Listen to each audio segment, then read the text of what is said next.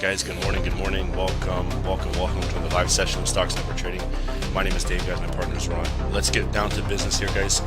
In on US 30, sell, okay? I'm jumping in. Guys, that's a 100 pip drop. Yes, we caught it. Hey, guys, 200 pips, please, secure.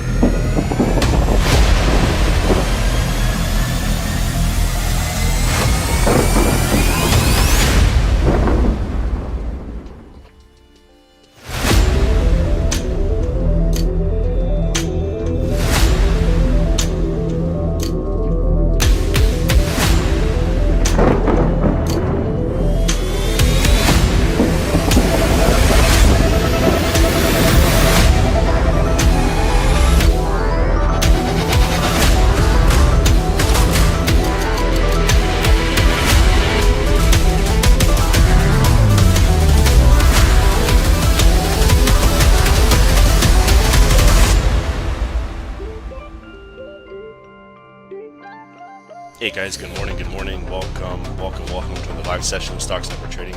My name is Dave, guys, my partner is Ron. Let's get down to business here, guys. In on US 30, sell.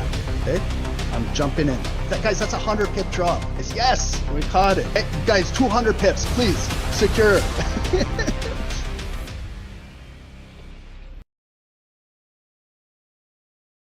Recording in progress.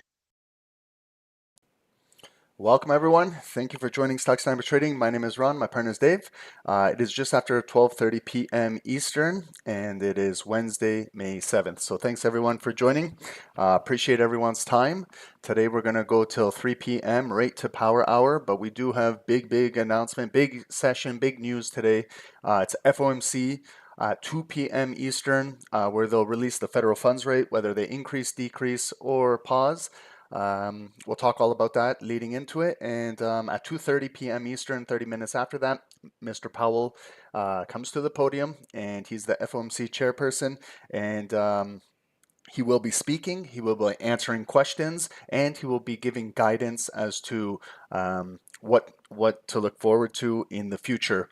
All about monetary policy. So it's a really interesting one. All of them are interesting, but this one, because Trump is pressuring Powell a little bit lately, trying to bully him to lower the interest rates, and he kind of doesn't think it's a good idea right now. So we'll see what happens, and just understand that it is a red folder news. There's only, I think, 8 of these events per year, so it is very significant to the entire stock markets and economy. So please trade proper risk management. Okay, you do not have as much capital as an institution, as a corporation, as a broker, as a bank, as a market maker. Okay, some of you guys have a lot of money, and I understand that, but we don't have more than them. So they can liquidate our positions in seconds. So just please, guys, use proper risk. There's going to be a lot of volume trading and a lot of volatility. Okay, and if you've already exceeded your goal today, you're well on your way to having a great week in the markets. Don't do something silly and risk it all just for this event. There's always going to be trading after the 30 minutes, after 3 p.m. There's trading tomorrow, there's trading on Friday, and there's trading next week, and there's trading after that, okay? So we don't have to go all crazy just because it's FOMC. We want to trade smart, responsible, and just watch what's going on. Because if we figure out what's going on, it might help us the way how we're going to trade next week, next month, and for the next quarter. Okay, so let's take a look at what's going on. Number one, we've already had some news that wasn't related to FOMC today. So let's take a look at how the markets are moving. We'll briefly explain what is FOMC if you guys don't know what it is, and we'll go over all of that. Okay, so this is today's news. We've had some European news already go through the markets, and we've had crude oil inventories. So again, oil traders, keep an eye on the crude oil inventories and what all of this means over here. That does directly impact supply and demand of crude oil. So just please, guys, continue to go over this. This is a significant folder right here. I know it's low impact, but it still is very critical to supply and demand of crude oil. This is what we're walking into at 2 p.m. today. Federal funds rate. So you can see the last FOMC was 4.5%. Analysts right now are 90%, I think it's 94% of analysts are predicting a pause, a no change, no increase, no decrease. That's why you're seeing the forecast exactly as last FOMC at 4.5%. We'll see. Okay, so then at 2:01 p.m., you're going to get the actual number right out here. It may very well be 4.5%. Then we know that there's a pause, and we'll see how the markets are going to move. But they want to listen to Powell at 2:30. Okay, so you might get a bigger move at 2:30. There might be better trading at that time. Let's just take it 5 minutes at a time, right? We're going to be looking at the 5 minutes when we get down here. So, but if there's a decrease, let's say there's a big surprise, there's a decrease, and this comes in at 4.25, and they drop it 25 basis points. That might be very bullish for the equities market, for NASDAQ, for Dow Jones, for S&P 500. That would be very positive for the markets. But if there's an increase, for example, we've seen that before in previous FOMCs years ago, where 95% of analysts said it was going to be a pause, and then Powell increased it 0.25%, and it really dumped the markets. So we got to pay attention to what's going on here. More than likely, it's going to be a pause, but we need to listen to guidance as to why he's pausing the rates. What does he see forward regarding labor numbers, job creation, inflation, interest rates, tariffs? You might hear him talk a lot about tariffs. That's why him and Trump are bumping heads with each other, because Powell doesn't believe that tariffs should have been utilized. So that's why he's reluctant to decrease the interest rates. And that's why Trump is pushing him to decrease the interest rates, because there's tariffs in the markets, right, to kind of offset that. So a lot of drama going on here between these two guys. It's kind of funny watching in the background, but it's entertaining for trading. Okay, guys. And then we have an FOMC statement. Then finally, 2:30, the press conference. This is when Powell actually comes out to the podium. I'm saying he's got a purple striped tie today, and this is where he talks and answers questions and guidance. Okay, so that's what we got going on today. Again, if there's any news you want to read, it's all in here. Let's just read briefly what this means. Okay, so you can see all of the past history of FOMCs. You can see what the actual previous was, the forecast, and what the actual was. So you can see all that. What does this measure? Interest rate at which depository institutions lend balances held at Fed Reserve to other depository institutions overnight. So Federal Reserve, you guys probably know, is kind of like the global bank. It's the reserve bank for US dollar. So it's a pretty significant announcement when they decrease, because it affects everything around the world. All currencies, everything has to kind of follow US's lead over here. Okay, so it's scheduled 8 times per year. So it is very, very important when we get these federal funds rates. So why do traders care? Obviously, short-term interest rates are a paramount factor in currency valuation. Traders look at the most other indicators merely to predict how rates will change in the future. So you saw that we had yesterday a 10-year bond auction at 1 p.m. and tomorrow we're going to have a 30-year bond auction. So these interest rates, these FOMCs, kind of affect short-term trading, short-term borrowing, the overnight lending rates, mortgages, and things like that. Okay, so and if you don't know what FOMC stands for, Federal Open Market Committee. And there's a lot of related stories if you want to read over here on them. The Fed will likely hold interest rates steady as Trump's tariffs spark. You can click on this and read what's going on over here. Okay, just continuing to go forward. Okay, guys. Earnings. We had earnings this morning. Uber Technologies had their earnings. Walt Disney. They're opening up theme parks in Dubai. That was announced in the call over here. They saw pretty good earnings per share. They beat the revenue over here. Growth and surprise and guidance. Talking about future investments in Dubai with Walt Disney theme parks and things like that, and new movies in the pipeline. So they got a good earnings this morning. In the after hours, just real quick, right after FOMC and when the markets close, these are the companies, corporations. Carvana, you got AMC. A lot of you guys are still trading AMC and GameStop over here. They report their earnings after hours. So that's what we have for earnings tomorrow morning. When we're jumping back into the markets tomorrow morning, just Shopify, Peloton. So keep an eye on those, okay? And over here, just some day-to-day news. Yesterday we had a meeting between Carney and Trump over here. He stated that there's no way Canada is for sale. He had to reiterate that to Trump 10 times. So Canada is not for sale, Mr. Trump. And all eyes on Powell as Fed grapples with Trump tariff dilemma over here. U.S.-China trade talks to start this week as tariffs start to bite. So just pay attention to this. I believe they're scheduled to talk on Saturday. So any weekend news could affect the markets opening up on Monday morning. So if you're going to hold any overnight trades, just pay attention to that right there, because that could directly impact the markets when we open up Monday. What else is going on here? Okay, so Disney, I just talked about. Disney raises profit, delivering parks and streaming results. Uber stock drops despite upbeat current quarter guidance. What else we got going on here? Apple. Okay, so Apple was in the news with Google. Apple looks to add AI search to company's browser, and that's why Google stocks sunk today. So if you're looking at this, Google's down 9% right now. Google stock sinks on report that Apple plans to integrate AI search into the Safari browser. So there's a big drop in Google right now. I believe Apple's down to 194 as well. They're down almost 2% today. So that's what we got going on in the markets.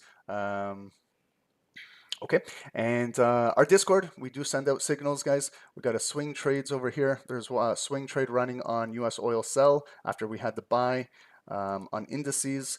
We are looking for a bullish move out here on NASDAQ at 19,850. We'll keep an eye on that. And commodities, we're looking for a bullish move. Also was released at 1120 about an hour ago on gold, above 3386, looking for bullish moves. Okay, so that's what we'll be looking for. There's a free Telegram pinned at the top of the channel for all of you guys on YouTube. This is it right here. There's a lot of good stuff. All of our YouTube live sessions, our trade ideas sent out also as examples to you guys to learn how to do them. We have free blogs. This was a blog we did yesterday, The Trader's Mindset, Path to Success in Trading. If you need some help with your mindset, psychology, emotions, all of these things, that's a helpful blog right there. And then this is all of our trading in our Zoom with Dave and the snipers over here. Okay, guys. And the free blog is located over here. Come to our website, stocksnipertrading.com, click on more and then blog. And then there's the Trader's Mindset Path to Success. This was some sniper success stories over here, breakdowns of the trade ideas we send out, and other useful blogs in here. We have one on FOMC. That's the one I just want to read real quick.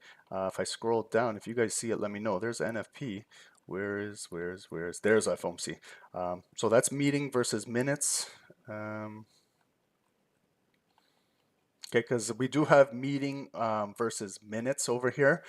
So sometimes after we have this FOMC, a month later, we're going to have the minutes that come out that summarize everything. So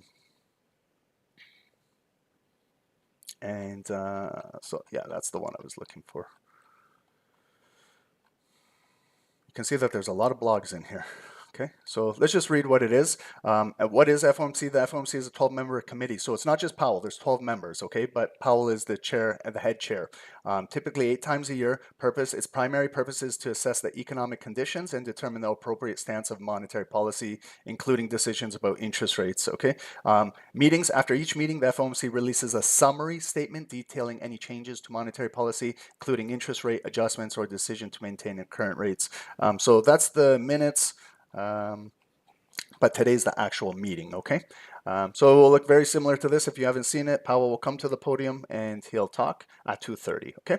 So with that being said, anything going on in Bloomberg? Let's see. I think Bloomberg is talking about Google and Apple today. Yep. Apple working to move to AI search and browser amid Google fallout. So Apple's down 1.6, Google's down 8.5% right now. That's a significant drop. Might be good opportunities to look for some good buys lately on Google. Okay. So let's hit the charts, guys. Thank you everyone for joining. I appreciate all of you guys. We will be doing three analysis, 3 charts. We'll start off with gold. We'll take our time because it's 12:45. We do have enough time. We'll finish this by 1:45 at the latest. Then we'll take a quick little break and we'll come back and get ready for FOMC. Okay. So we'll do top down on 3 charts: gold, NASDAQ, and Dow Jones. And we'll take our time. If you guys have any questions, let me know, okay? And thanks for everyone joining in the Zoom. Christoph, welcome. Good morning. Forex Borex, speedy recovery, sir. Hope you're doing well. Thank you for everything you do here. Sang, welcome. Ephraim, thank you for joining. Dale, Samuel, Trap Phone, welcome. Thanks for joining. Ephraim, what's my bias on the dirty? We'll get there. We'll get there soon. Danny, screw FOMC. You're anxious to see if Arsenal can advance to the Champions League final. Let's call it off, guys. Let's call off FOMC right now and let's just watch live the Arsenal and the Champions League final. What do you guys say? Hit the likes if you guys want to cancel the channel and we watch European Champions League. SSDN, welcome. Val, thank you for joining. I appreciate you. Amrit, what's going on, brother? Welcome, welcome. Thank you for joining, guys. Rob, welcome.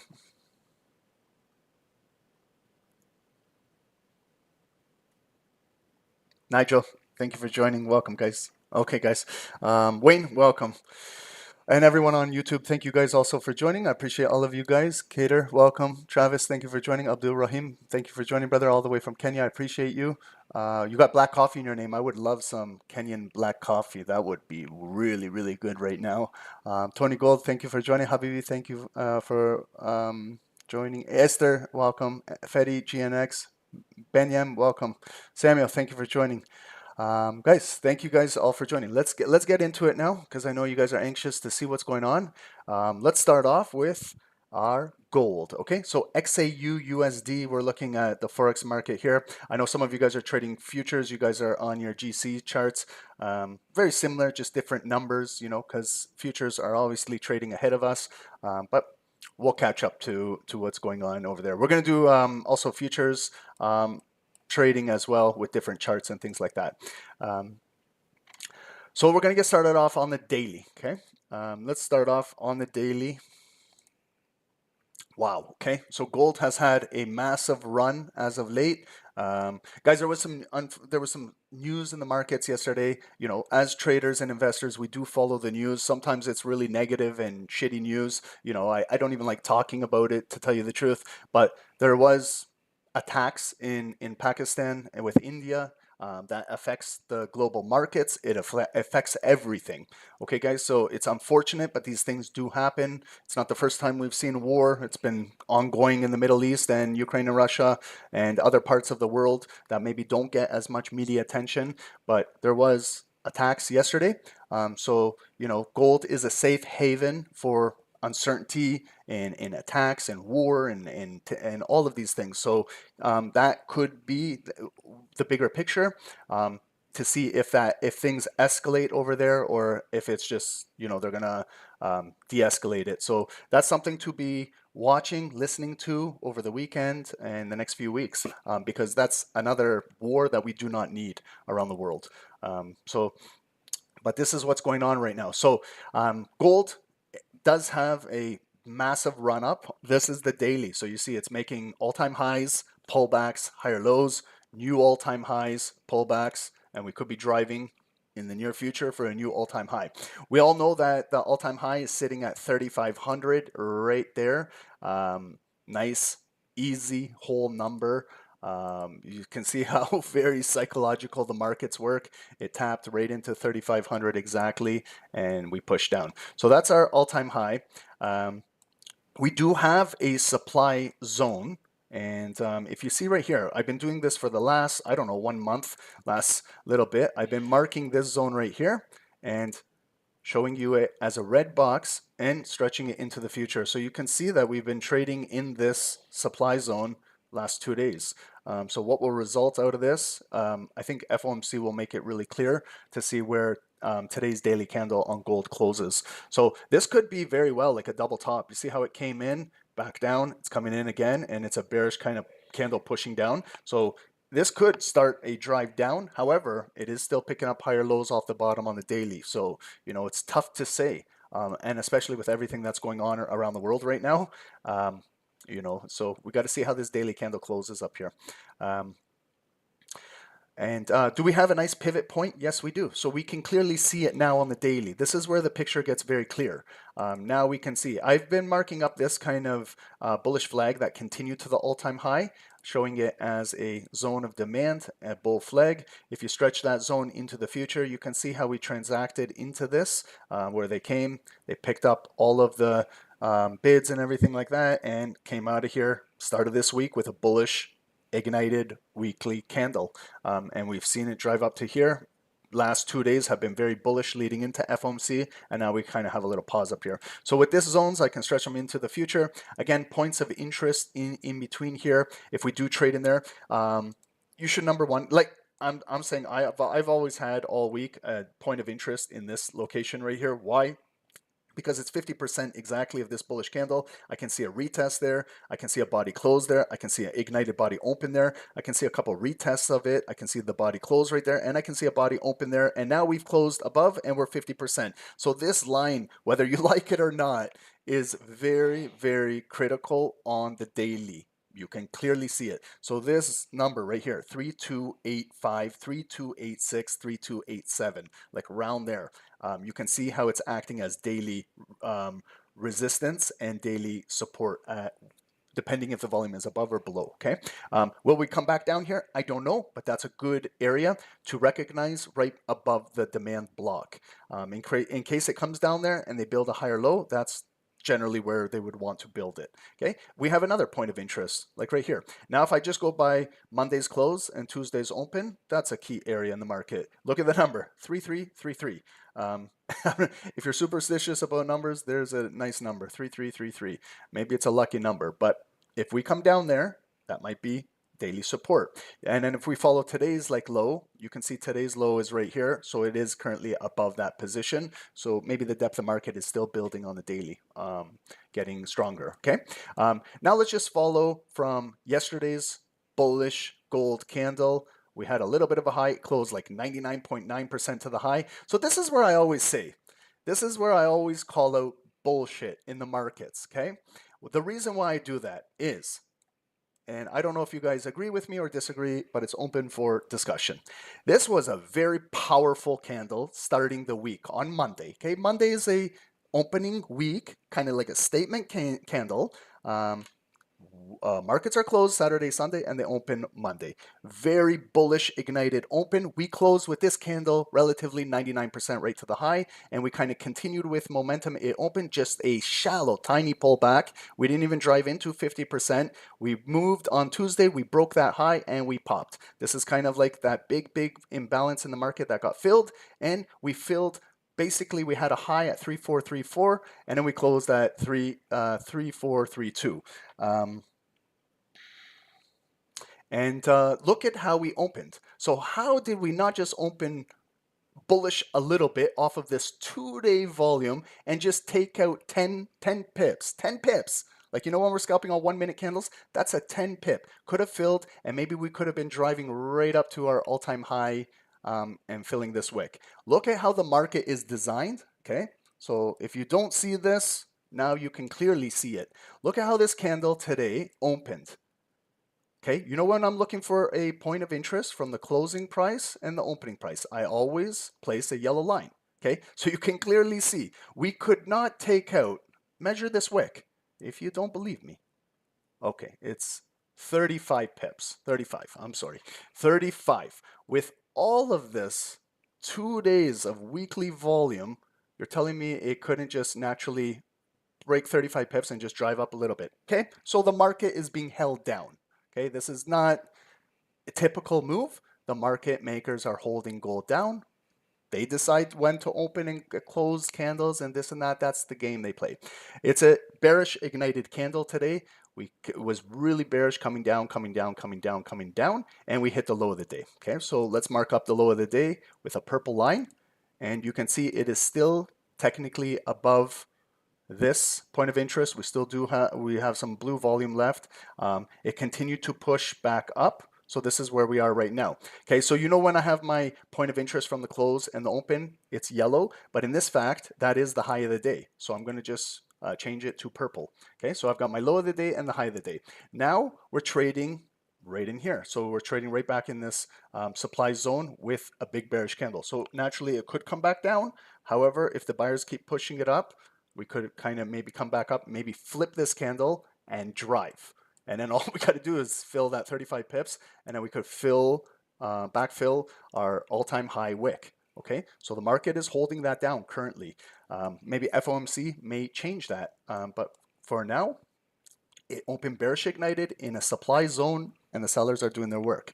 However, there is some buying coming in. So what I like to do is, from this bullish candle from yesterday, I grab my Ronny tool. This was formerly known as a Fibonacci, but now at SST we've named it the Ronny tool.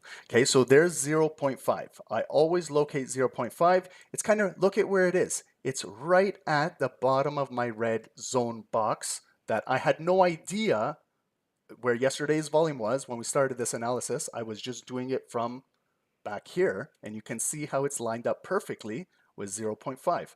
Now if I draw my zone, to one line above the 0.5 in this situation, 618, and one line below the 382. Okay, so you can see now I get kind of the bullish volume left over from yesterday's candle, that point of control area, that demand zone, and I stretch it across. Now I can see when I'm done that, I can get rid of my Rananachi tool, and I can see that we traded very bearish, bearish, bearish. We broke right through that zone. We hit the daily low, but it came right back up. So you see where the volume is trading right now? We're almost like we're still in this green zone here. Will the buyers continue to push this thing up, or are we going to come all the way directly back down? Okay, so it's in this area where it's fighting. And then if we look at the overall pattern of the daily, what does it look like? It looks like a double top M. Starting like here, we've got the one big move right there. Yes, we did hit the all-time high, but go more where the volume is concentrated right here at the red box.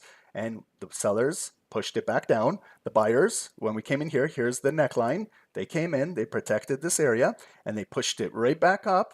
And in my opinion, I believe that this should have opened and drove a little bit further, but I understand that there's bullshit in the markets, and you got to learn to live with it. This is trading. And they pushed it down. Okay, so this is kind of the start of a M pattern, double top, but there's still higher lows, so we still got support. If they manage to close this daily candle below here, then we could be coming right back up into the red box, then gets that lower high, then maybe the push down. Okay, however, buyers are still, buying the low and pushing it back up. So we'll see. If we do close somewhere inside here, again, might consolidate, then we got to give it another day to figure out what's going on. But if it flips and closes above here, we could very well take out the all-time high next few days, next few weeks. Okay, so we are at a critical area, and we're walking into FOMC in one more hour. Okay, so that's the daily. Now what I like to look for is go to the hourly to start to look for some hourly structure. Look how it's been trading, okay? The last little bit. The hourly candles are going nowhere. They come down, they go back up. They come down, they go back up. They come down, they go back up. Okay, so the last, when did this start? It started yesterday at 6 p.m. Okay, the big sell-off right there. And it's been consolidating. So yes, it's been accumulating for maybe next move to go back up. Or sellers are also accumulating here to push it back down. Okay, so it could very well take out the low of the day right there and continue to drop. Okay, so both sides are accumulating. It's very, very difficult to trade in this hourly range. It's better to trade when there's a trending market. You can buy those pullbacks at 50% there, continue to look for your 50% pullbacks. But when it's like this, you got to know your range. You could be intraday trading in there, but we need to wait for volume to maybe close above here. Okay, so what I'm going to do is, I know there's a lot of zones in here. Okay, so what I like to do is maybe I just want to show you like how we're trading. So I kind of want to use the consolidated area on the hourly as maybe a neutral zone. Okay, I'm going to change it. I know it's green, but I'm going to just make it consolidated. So maybe this is like the no trade zone. We are trading officially in that higher time frame supply, but you can see every time we're trying to break out on the hourly, they're impulse moves. It comes in here, goes back down, comes in here, back down. If I continue to move this across, you can see we came in here at Wall Street 9 a.m. and then they pushed it right back down. So you can see that there's hourly supply in the market in the daily supply zone. So you can see how they're holding the market down from really breaking out. So if you're an hourly trader, I would look to see if you get a bullish hourly candle that closes above here, that maybe can retest this and maybe to have that next spike to push up and fill this big candle that dropped yesterday. However, there is still, they are pushing it down, coming back up, but there's a higher low there. They did bring it down there, a higher low. They did bring it down there and a higher low. So we have a little bit of a trend forming, like right here, and it is ascending. So it is creating higher lows, but we're still in this consolidated area in here. Okay, so could very well come in here and they could very well drop it back down. Okay, so this is what we're trading in the hourly zone right now. Okay, let's go into the 5 minutes and take a look at what's going on here. And this is what it looks like trading in these big zones on the 5 minutes. Okay, so you can see how we kind of came up here at London on Wednesday, and then they pushed it right back down. We made a bottom right there, Wednesday, 6 a.m. This is pre-New York, coming back up, traded all through here. We hit this high again this morning, Wednesday, just prior to 10 a.m., and they pushed it right back down. But you see how it's continuing to build in here. Like if I was scalping, you know, like if today wasn't FOMC and I was scalping, here's a 5-minute structural area that cannot get. There's just impulse moves, impulse, impulse, holding volume down. That one actually closed above, but when it comes to retest, it didn't really get that momentum to move. So there we have a fake out that closed, and they shook the market to take out those highs, and now they're bringing it right back down. So let's see if we can come back up and get some 5-minute volume closing above here. Maybe we can utilize this as support. Maybe we'll get that next push. But also sellers are pushing this thing down. So right now, let's just let it settle down, let it do its thing right now.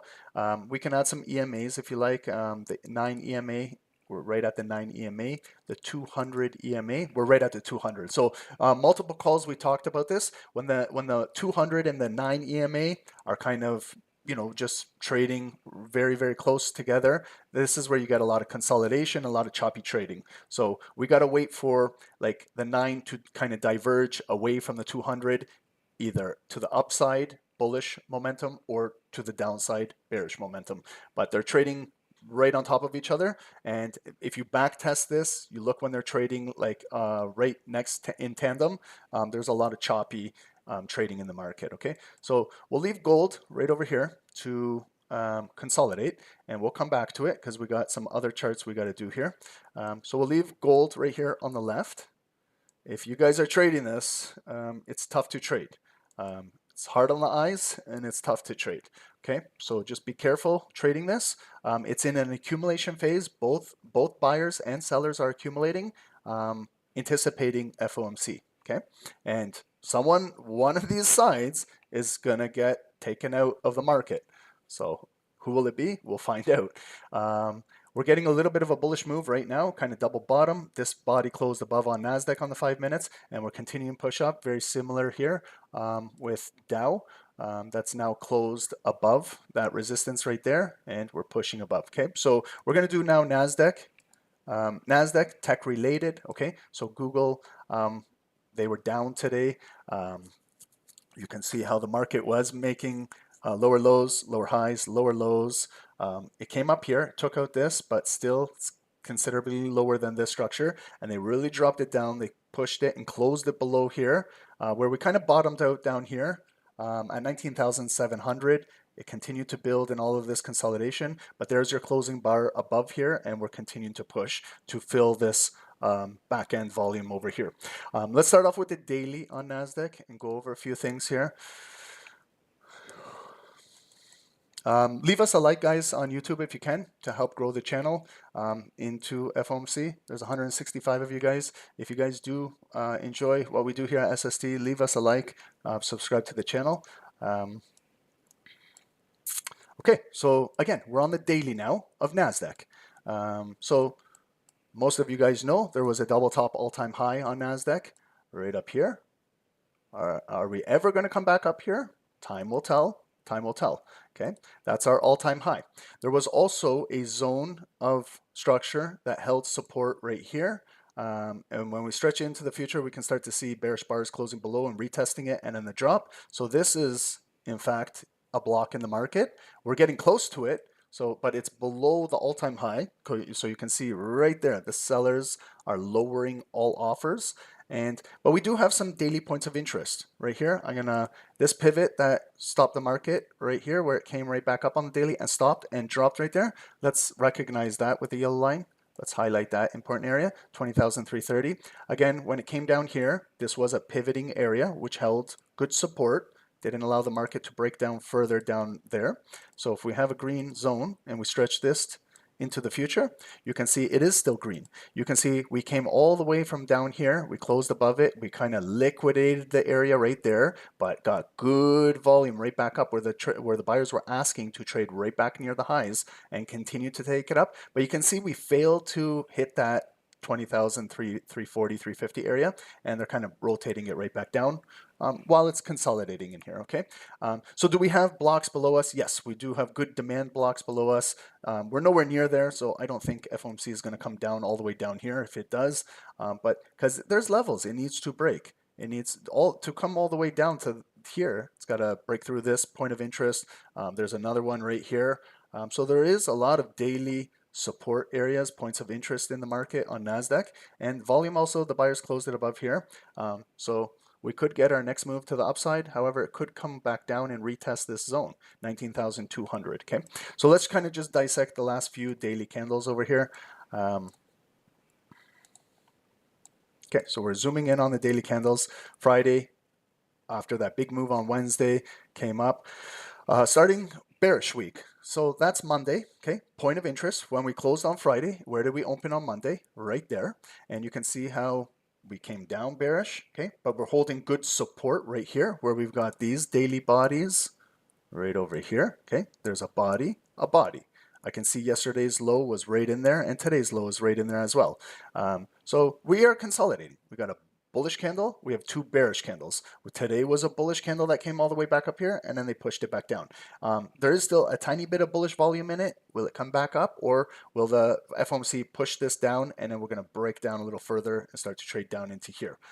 If we do trade down below here, where could we go? Are we going to go directly right into the green box? I can see one more structural area right here.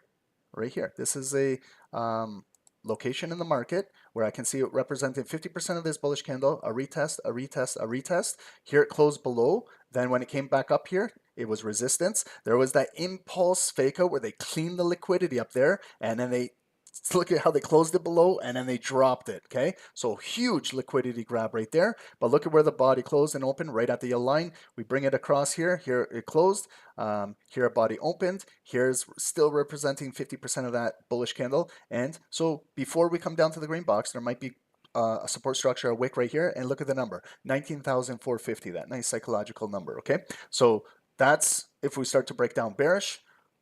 That's our yellow line, okay?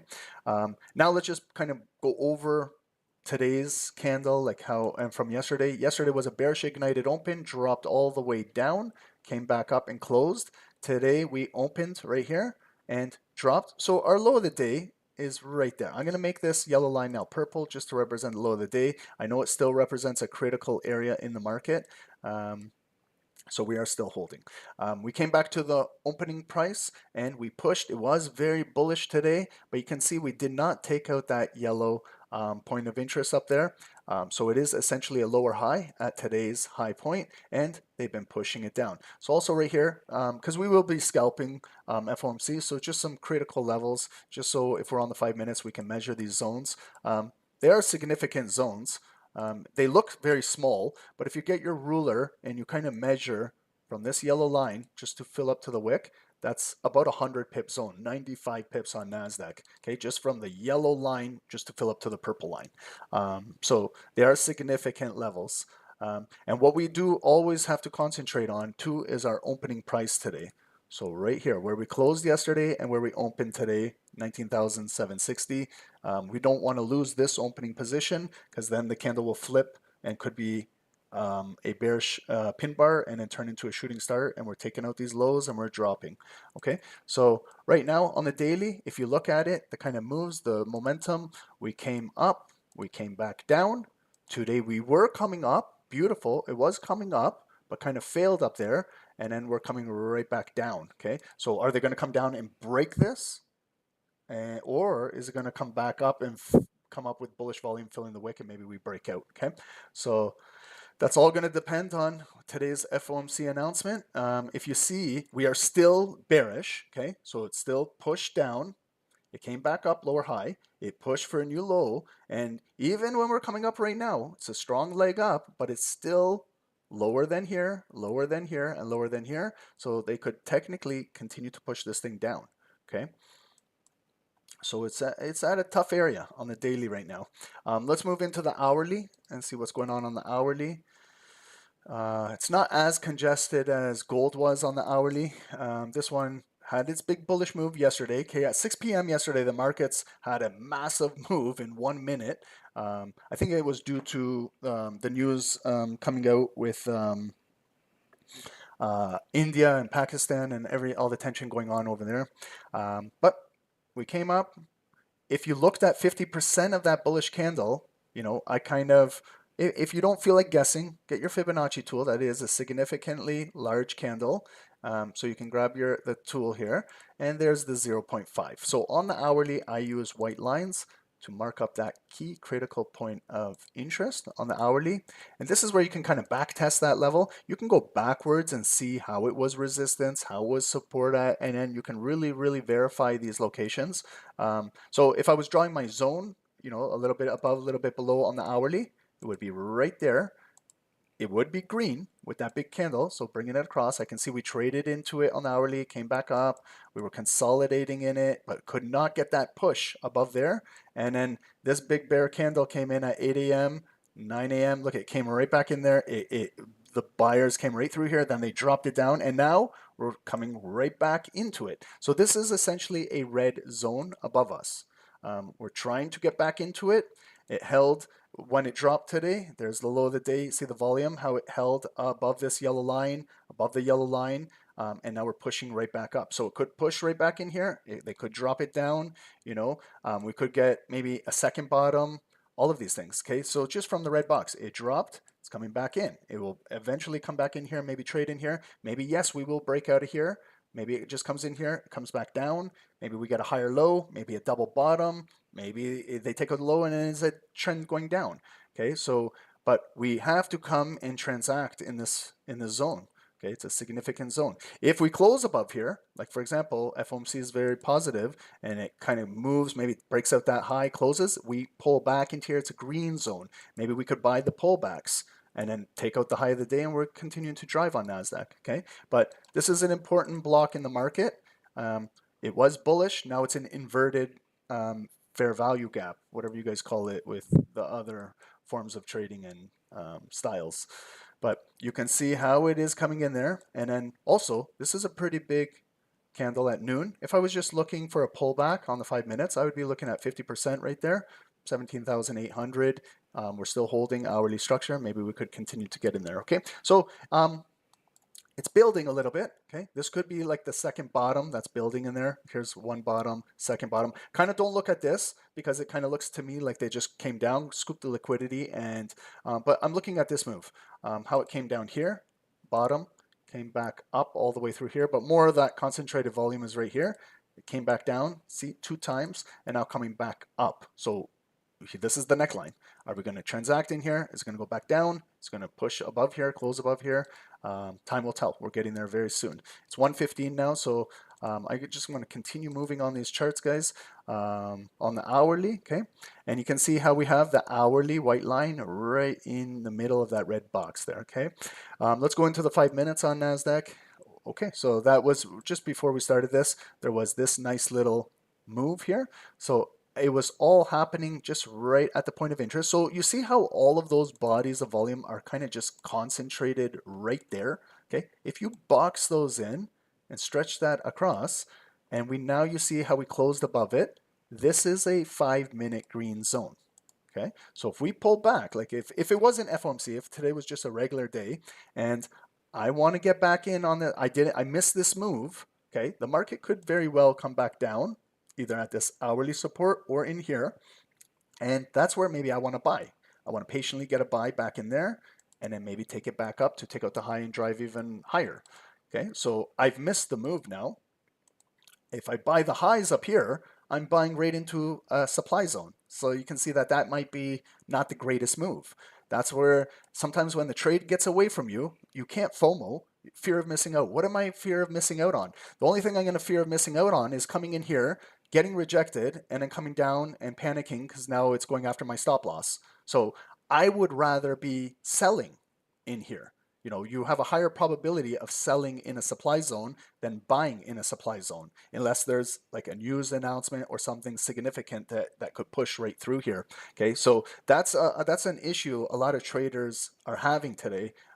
we notice here at SST, including myself, sometimes I make a mistake and I buy into supply, and then it comes down and hits my break even or my stop loss, and then we got to learn from it. Okay, guys? So it would be better to maybe buy at this white line right here, hourly support, or maybe if it comes a little deeper into that zone, as opposed to buying the highs up here. Okay, and sometimes when the trade gets away from you, you just got to let the trade move away from you and wait patiently for the next good setup. Okay, so right now, let's see if it can reach in here, how it will react in here. It's traded in here this morning right prior to 9 a.m. Then it got rejected back out. It came back in at 10 a.m. to 10:30. Then they rejected it back down, and now we might be possibly coming in there again. But right now it's a lower high, a lower high, a lower high. So there is technically a trend coming down. So we'll let NASDAQ do its thing inside here.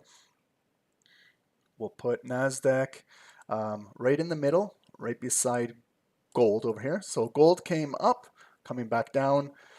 Again, just, it's very tough to trade right now, okay? So it's just barcoding in here. I promise you this will not be how it's going to trade during FOMC, but right now we are trading in that daily demand zone, and then this is an hourly supply zone above us, okay? So there is a lot of supply. So they could very well continue to push down gold. NASDAQ is trading right over here. So it's 118. We got a lot of time. Let's get down on US 30 now. So this is the Dow Jones. Wow. Look at that size of that candle at 6 p.m. yesterday. Holy shit. Have you measured that thing from how the entire range? Almost a 500 pip candle in 5 minutes. And most of that was the first minute. And then if you look at the extension, 500 pips, guys. So you want volatility in the markets, you got volatility.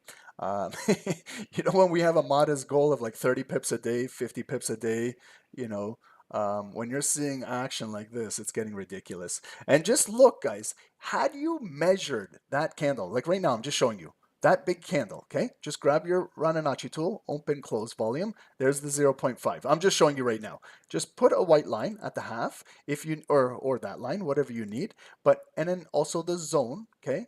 And then just let's kind of back test it. Let's see what happened here today. So there it is. The red line is exactly 50%, the top, the bottom. Yeah, I can see now we traded right at the top at 9:15 today, right prior to Wall Street, and then it came back up. Then we kind of traded in here a double bottom, okay? 2 times in there. And look at how we started to move back up. Okay, so yes, you maybe missed this move yesterday at 6 p.m., but you could have very well located half of it. You could have very well put a box around it, and you could have very well stretched it into the future. And you also could have very well placed an alert right here, placed an alert right here, and placed an alert right here. And the market eventually came down to you, and you could have taken A+ setups with minimal to zero drawdown, and you've hit your daily goal right now, okay? So that's how Dave and I want you guys trading.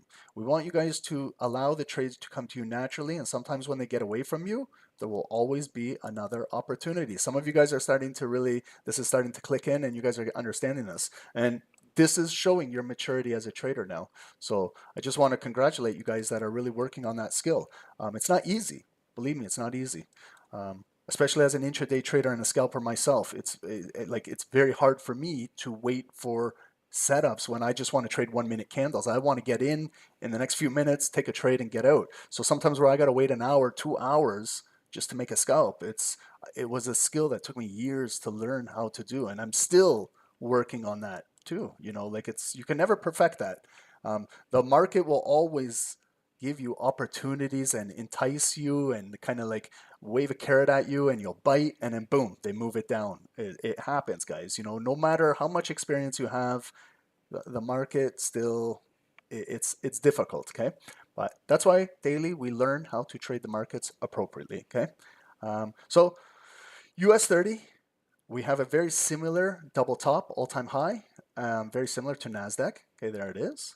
I know they're different numbers and things like that, but it's a whole different security class here. It's a completely different index. Dow Jones now is not just comprised of tech. You got some financials, you got oil and energy, you have retail big box stores, you have industrials, you have manufacturing, you got everything in here. It's a little bit mix of everything, okay?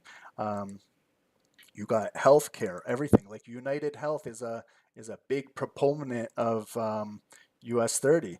It comprises about 10% of the entire index, and they're down right now, United Health. Okay, so this was a green zone. Continue to stretch it into the future, and I can see it's still a red zone.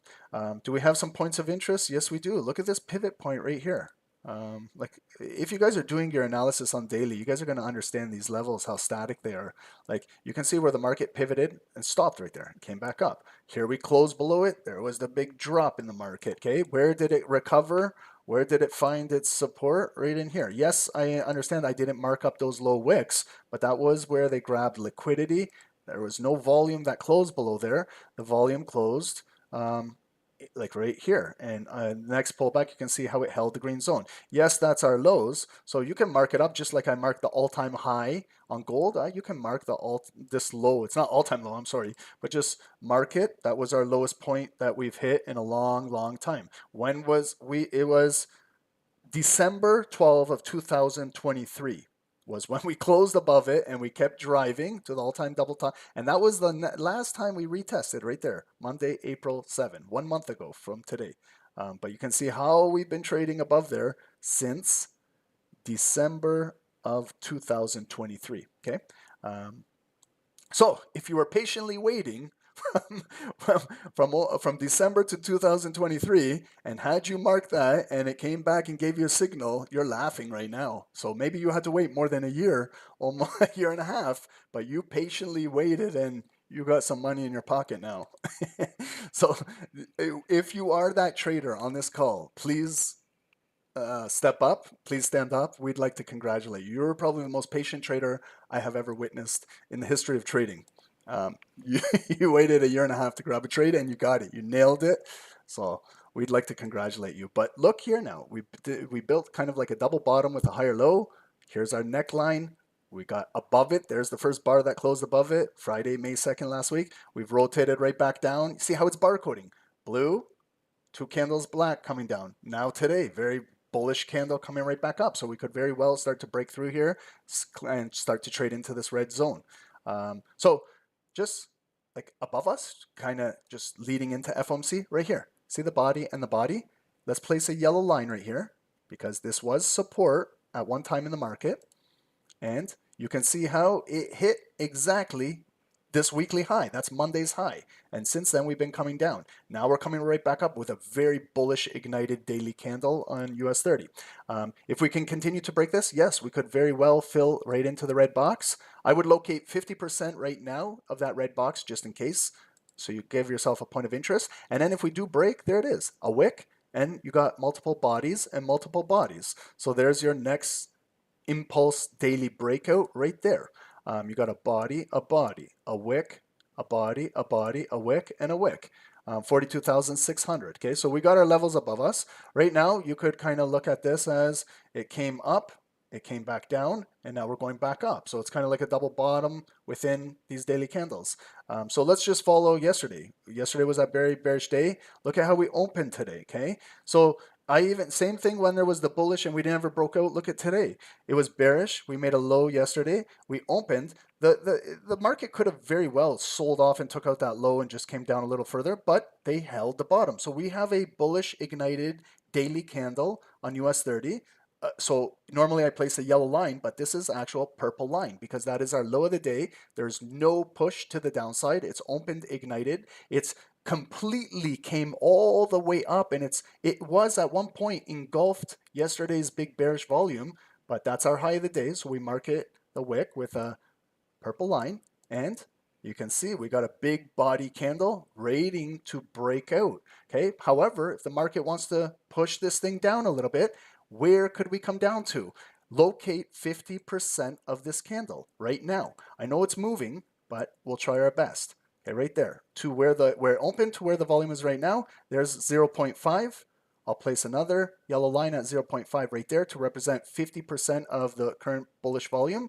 And if I need to draw my bullish zone of today's volume, in case we come back, we retrace right there, there it is. One line above, one line below, there it is, it's done.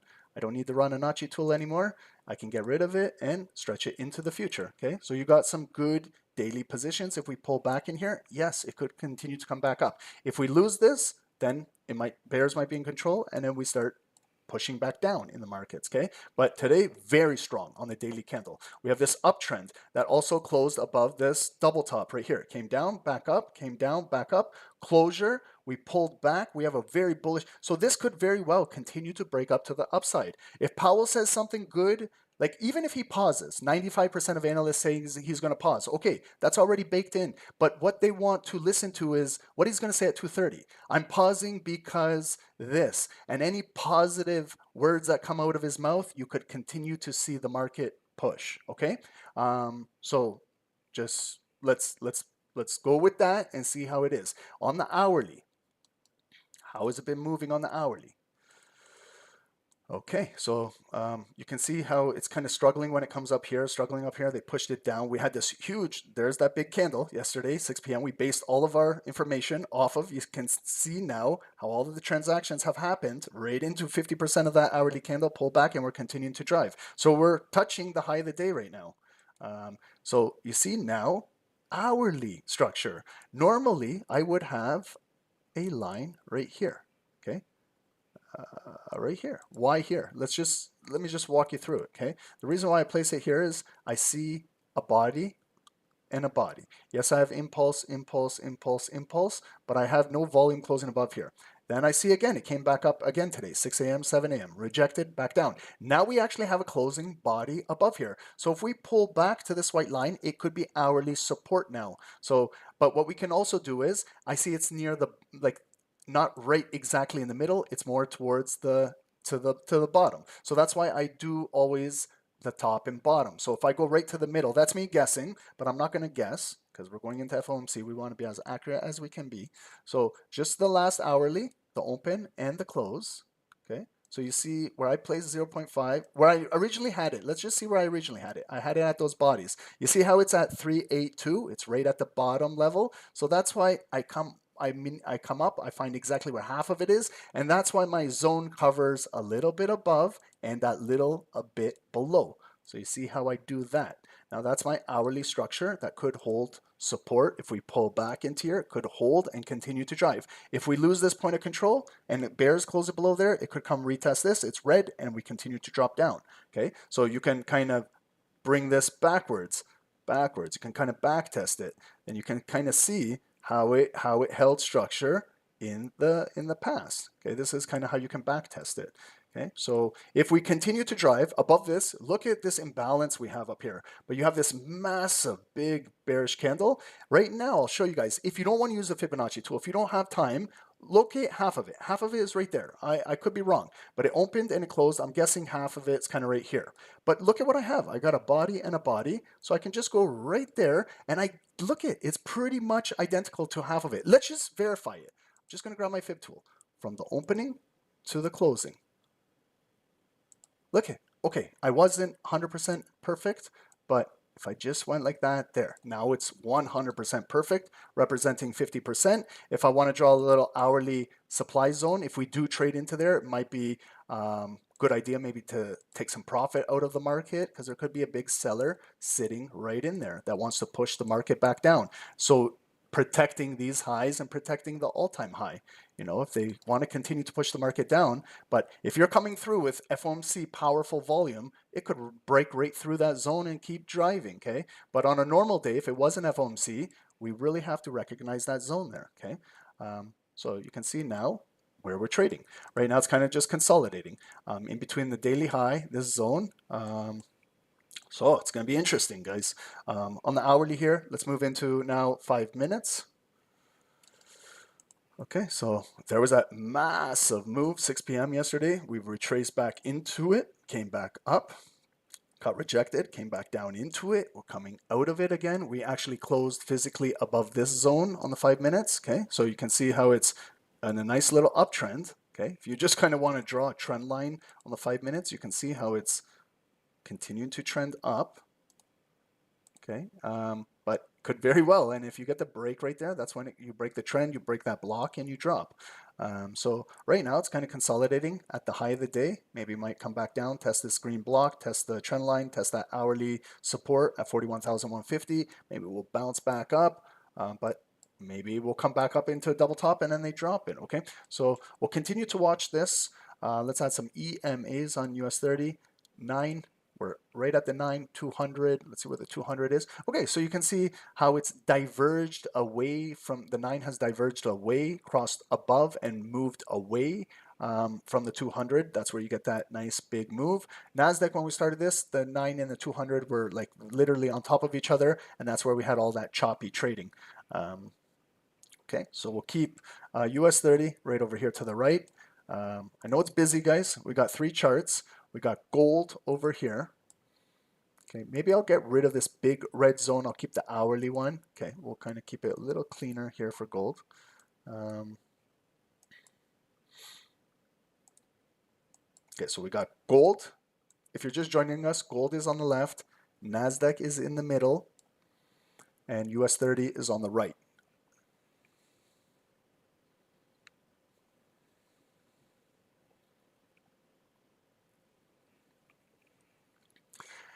And it's 133. So at 140, 145, I'm just going to take a quick little break, and then we'll get ready for FOMC.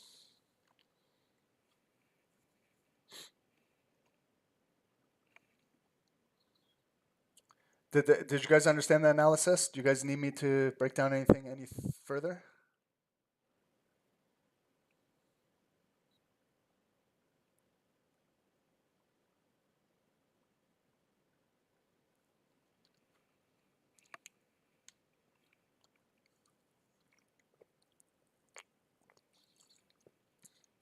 Is anybody in a trade prior to going into FOMC? Mix, what's going on, brother? Thank you for joining. Carlos, you're in gold. Buys or sells, Carlos? Are you still bearish on it?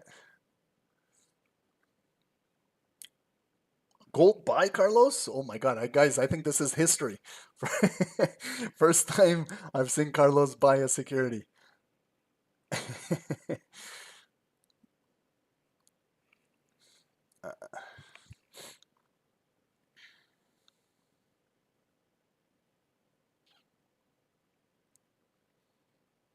What do you guys think Powell's going to say? What are you guys saying? Do you guys think pause, increase, decrease?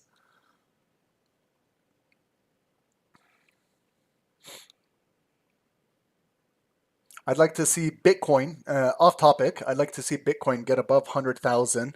It's been consolidating in this 90, 97,000 range for multiple days now. I think we need to see a break, test 100,000 again. Oh, it would be fantastic if we could close above 100,000 going into the weekend.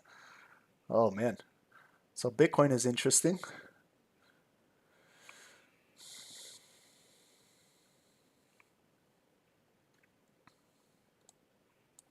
Okay, so you can see now US 30 is coming down.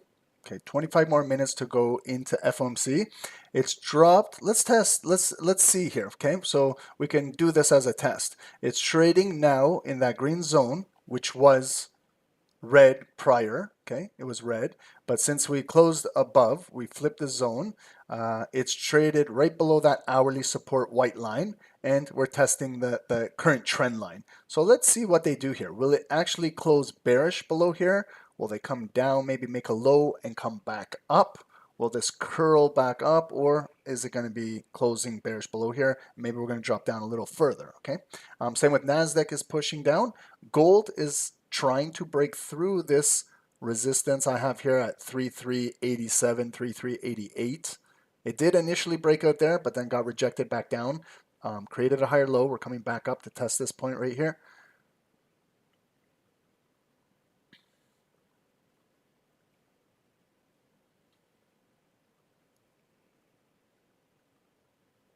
SST buy at 886. Okay, above here. Oh, but right at the hourly, the white line. Yeah. Okay. I'll place an alert up there. I'll give us an alert.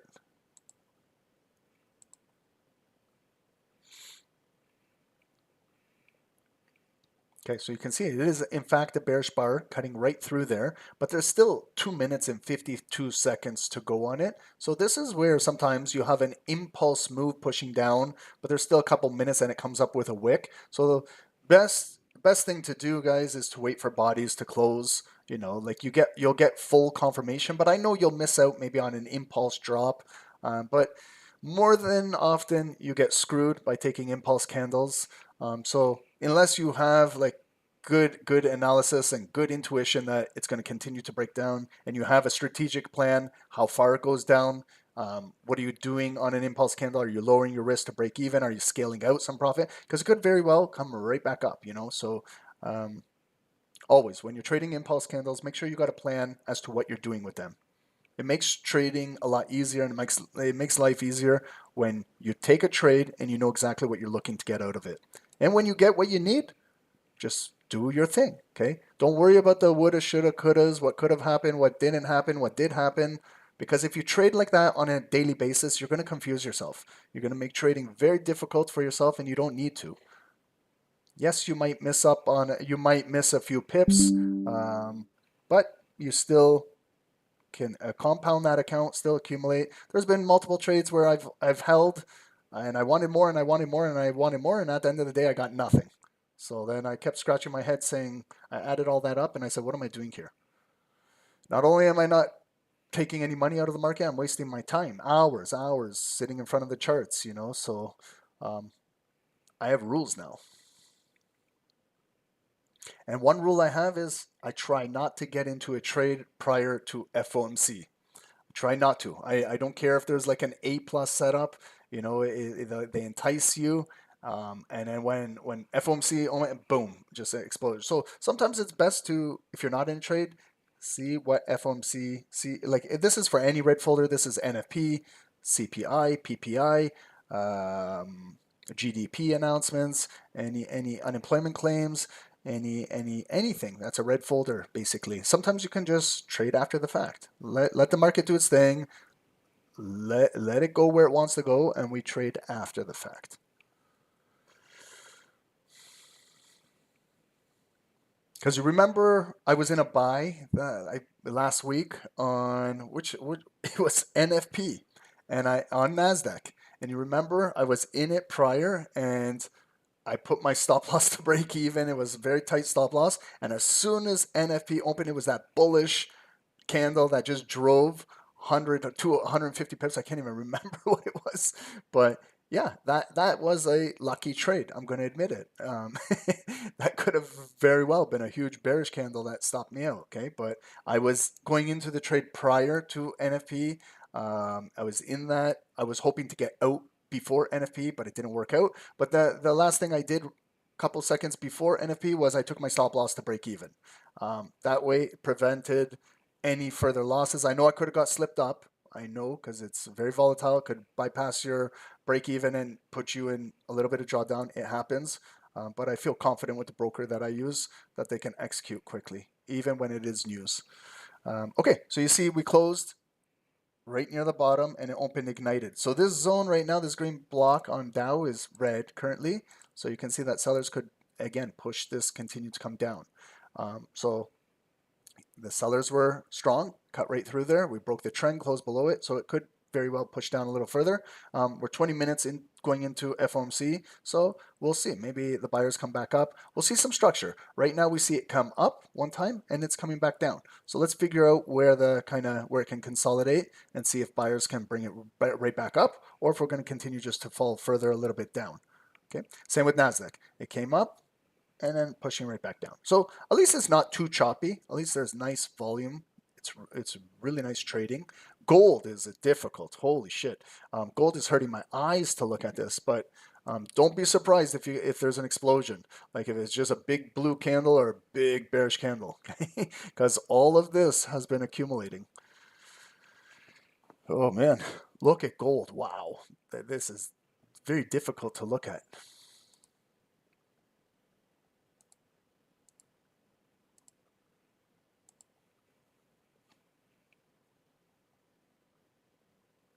Is it good to use buy limits on FOMC news? You know, they can be positive, they can be very negative too. What happens if you're in a limit, it gets hit and just that volume keeps moving and you're stuck in that trade. So I would advise not to, like maybe use limits after the news and maybe find structural areas. It's up to you. As long as if you're doing it with proper risk management too, and you understand the risk, you know, some traders do it. Not going to say it's not advised, but just use proper risk when you're doing it. If you need to test out, if you want to test it out, go very, very small, micro sizing, tiny sizing, even with a demo account. Open up a demo account and just test it out, try it out. But I wouldn't advise it on high volatility events like this.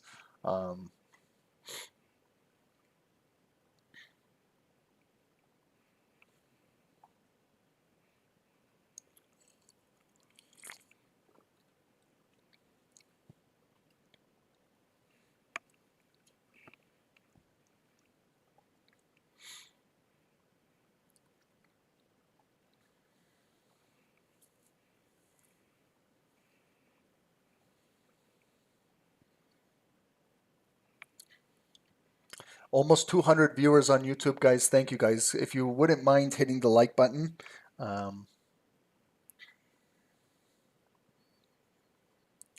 We're doing Monday, Wednesday, Fridays now on YouTube, and Tuesday, Thursdays, and alongside Dave all week. We're in the Zoom room if you'd like to join us.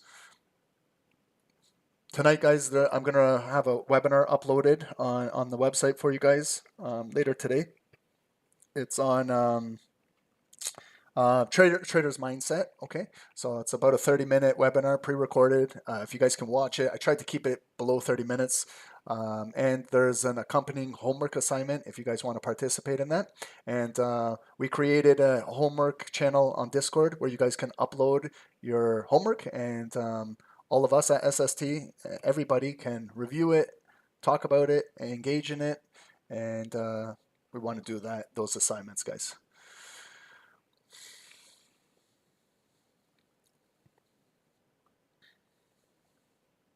Esther, you got around 1.5% profit during London, so I think I'll watch. Yeah, that's what I would recommend. If you're up today, you know, limit your trading. Okay, I'm up as well. I'm gonna still trade if there's a trade, but I'm limiting my risk. I'm not gonna risk my profit for the day. So I'll risk a little bit, but I still want to, in case I get stopped out, I want to still end the day on a positive. So you got to be very careful, because during FOMC, you could give it right back if you're over risking, or if you're risking at all. You know, risk it for the biscuit. Not a good idea.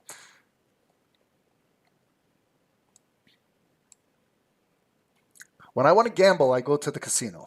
Okay. When I feel like gambling, I go to the casino. I play blackjack. I play roulette. I play baccarat. I play poker. I get my gambling fix at the casino. Like if I want to double down, I double down at the blackjack table, you know. So, but you don't really want to double down in the financial markets, because if you use leverage and you're on the wrong side, you could get clapped. You know, it's not the best thing. But if you need that gambling fix, don't do it in the markets, guys. Do it at the casino. There's online poker. You can open up a demo account right now, side by side with your charts. Do a little bit of poker while you're waiting for your trade setup. That's what I used to do, guys. I'll tell you the honest truth. Anybody, I guarantee you there's someone on the call that does the same thing. Next to your charts, you have your online gambling. You got your, I don't consider it gambling. If you know what you're doing in playing poker too, you can calculate odds. You can calculate your pot odds, your risk, okay? Like all of the things that we do as traders. You know, I know a lot of successful poker players that make a living of it. They live in Las Vegas and they do really well, but they're not lucky. Like yes, you got to get lucky once in a while, but they understand what they're doing. They're very good at picking up clues and tells on people. You know, they trade live against people. So same thing like where we look for clues in the markets, very similar. However, I can't look at the market maker in his face. You know, like if we're playing poker at a table, I look at you, you look at me. You know, if I'm scratching myself, if you see I'm getting nervous, you can clearly see a human tell. But we're like this, I can't see the market makers. You know, I would love to. I would love to face them face to face and trade against them, but you know, they don't allow that.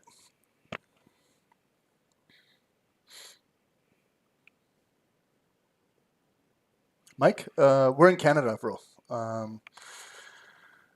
U.S. is our friendly neighbor. Our Prime Minister Carney had a meeting with Mr. Trump yesterday. Did any of you guys watch that? I just get my popcorn and watch it.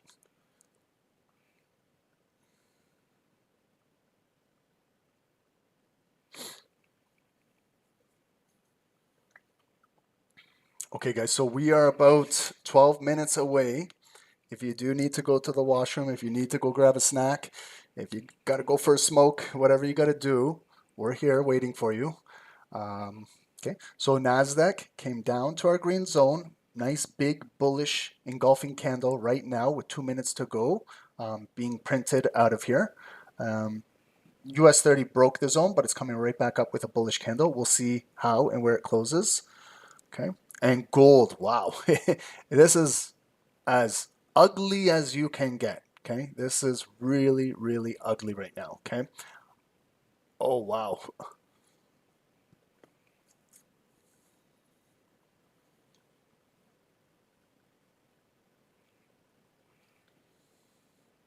What about BTC? I'm hoping we get a push on BTC. I'm hoping that we can get to 100,000, maybe later tonight, maybe tomorrow, Friday. I would love to close above 100,000 on Bitcoin. I'm in some MicroStrategy trades right now myself, so I would hope that Bitcoin could move. I'd like to see MicroStrategy hit 400 a share.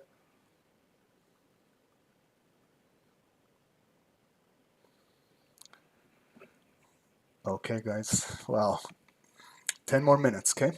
So again, just to reiterate, if you're just joining the call, we have this big news coming at 2 p.m. I'm sure all of you guys are aware of this.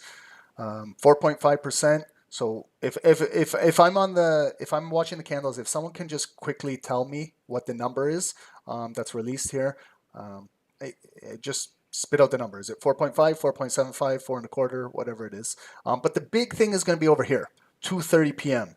The press conference with Powell. This is going to be the big one, okay? That's what we got to pay attention to. I would normally have Powell speaking in the background and we would listen to it, but every single time I'm doing that, we're listening to Bloomberg Live, then everything freezes, my computer freezes, it shuts down everything, so I kind of don't want to do that today. Okay, so gold is naturally building, and all of this craziness, it is still building, coming back down, still building. So we could get a natural breakout. Watch for fake outs too, liquidity grabs as well. We're going to stay on the 5 minutes for the entire FOMC. It's too quick to go to 1 minute. Very, very fast to do 1 minute. But if you clearly want to see crazy moves, we could go right down to the 1 minute, but we'll focus on the 5s, okay? And just one thing I got to mention, guys, just please manage your risk properly. I'm telling you straight up, I'm lowering my risk if I do take any trades. I'm not going to do anything that I'm going to regret later. I got to account for a bigger stop loss because there's going to be obviously bigger volume in the markets. So with a bigger stop loss, naturally you got to reduce your risk, your lot size to kind of accompany that. You don't want to trade with a large stop loss and have big lots because then that's going to lead up to a big substantial loss if you're stopped out of the market. So this is where you got to decide. You know, you got to have a trading plan. You can't just decide what you're going to do when FOMC opens. Okay, you got to have a plan right now. Some traders say, I'm not trading for the first 5 minutes. Some traders say, I will wait for the first 15. Some traders say, I'm going to watch what happens till 2:30 until Powell comes out. There's other traders that are not trading for the entire hour. They're just going to watch, watch their levels, structural areas, then trade maybe power hour or later in the Asian session going into London and tomorrow New York. Okay, so you don't have to scalp right away. If you don't feel comfortable, see, this is what kind of moves you get prior to FOMC. See how it's coming up now. Now it's all about grabbing liquidity. This is where shit like this happens. So if you're kind of in buys, they do stuff like this to you, you know. So that's why I try to stay out as much as I can prior to news. Okay. So everything is pushing down. The US dollar is going down. Bitcoin is going down. We just saw gold go down. We just saw NASDAQ and US 30. So everything is pushing down right now.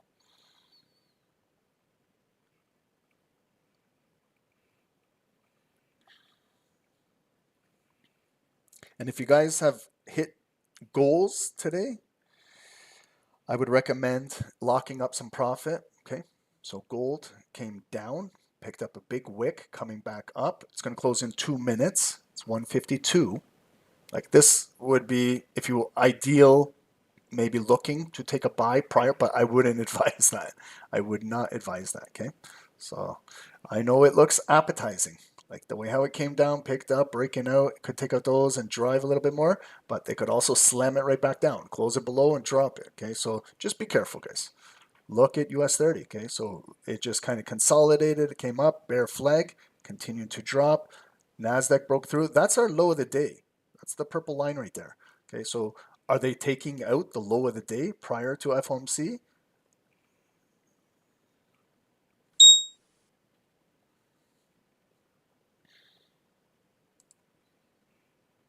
Wow. Okay.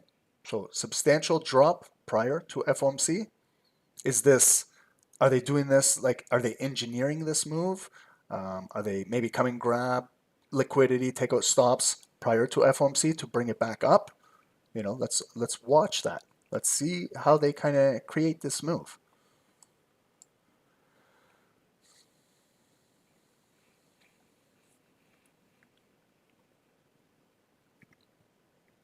And just some overall trading around the markets right now. Just some big names that you're familiar with.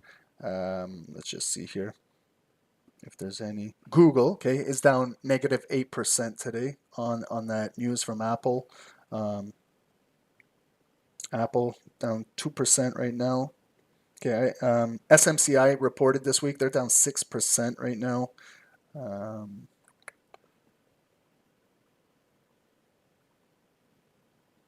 Everything else is just kind of ranging today, waiting for this news.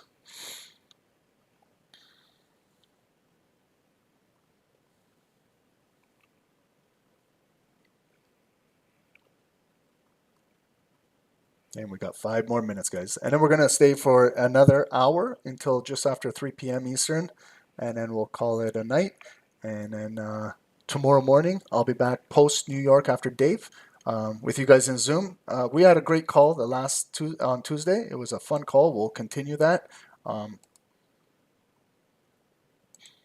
Okay, so you see what I just did with NASDAQ. We just closed with a bearish candle below that zone. So I just quickly flipped it red for now. Okay, so in order to see some momentum on the buyers, we got to cut back up and close above here. Right now, pushing down. I'm really watching this purple line. That's NASDAQ's low of the day. Are they going to take it out? Because we know that there's some liquidity below there, protecting the low of the day. So there is some liquidity. Do they want it? Are they going to come down here and get it? We will see.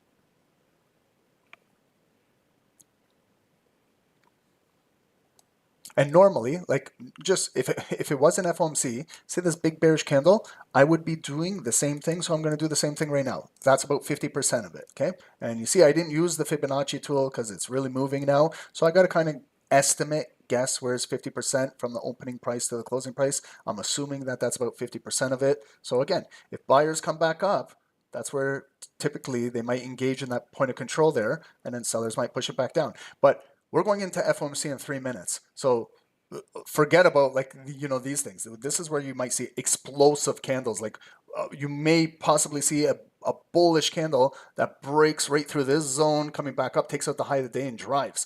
You could also see a very bearish candle that just drops. But maybe we see a wick come back up with it. Okay, so this is if you're not in a trade. If you're not in a trade, this is the clues you need to look for. You don't need to trade right away. Okay, you got to look for clues.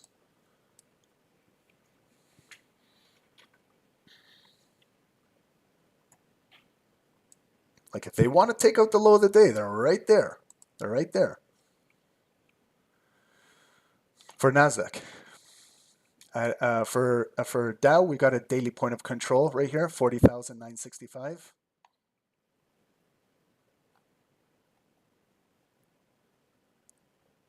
Okay, guys, and just take a deep breath, relax.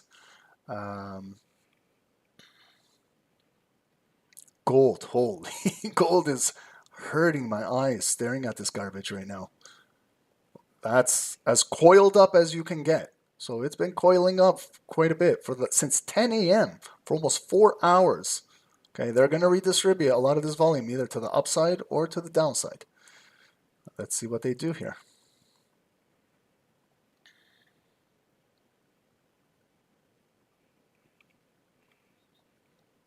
Okay, so if you go to Forex Factory or any news source, you're going to start to see the countdown for the federal funds rate, 1 minute 49 seconds. Okay, so just want to reiterate, 4.5% last FOMC.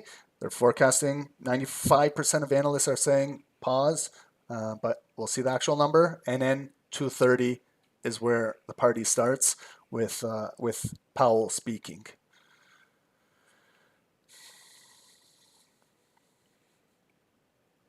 Okay, so we came into the green zone. We got buyers getting hit in here. Good luck to everybody. And I say that like good luck, okay? Because we've seen some crazy FOMCs. Some FOMCs have also been duds, okay? They've been real like shitty. So, you know, we might get one of those as well, okay? Not every one of these is just going to be explosive moves. Sometimes it's just a lot of fake outs, a lot of choppiness. So let's just see. We'll go candle by candle, 5 minutes at a time. If we do take an impulse, I'll tell you why I'm taking it, you know.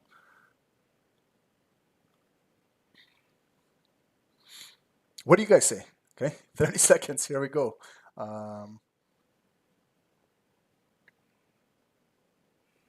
What are you guys all looking at? Okay, I know everyone has their own securities. Some of you guys are looking at gold, some of you guys NASDAQ, some of you guys Dow. There's a little bit for everybody here. Let's see what happens, okay?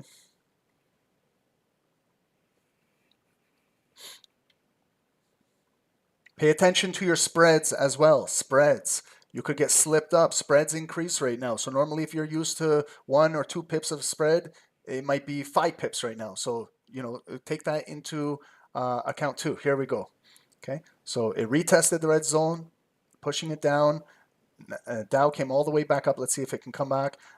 Gold is moving bullish right now. It's just the first kind of 10 seconds. Okay, 4.5, no change. Okay, so no change. Okay, so they're just kind of, look at, gathering liquidity at the supply and the demand zone for US 30. Let's see if they take out the low of the day on NASDAQ.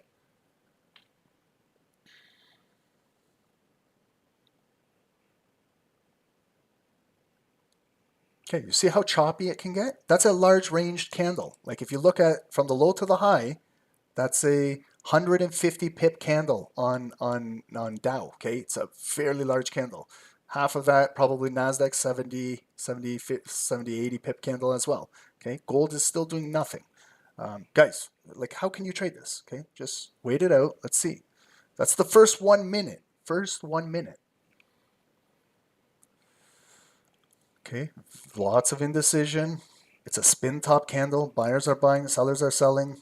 Not really moving anywhere yet.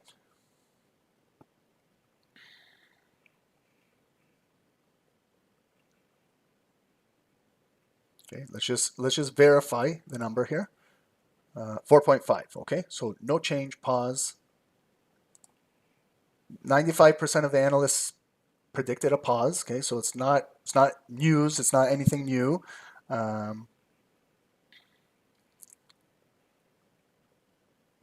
Okay, so gold is pushing nicely. Maybe let's see where it closes. Maybe we can figure out maybe 50% of this bullish candle.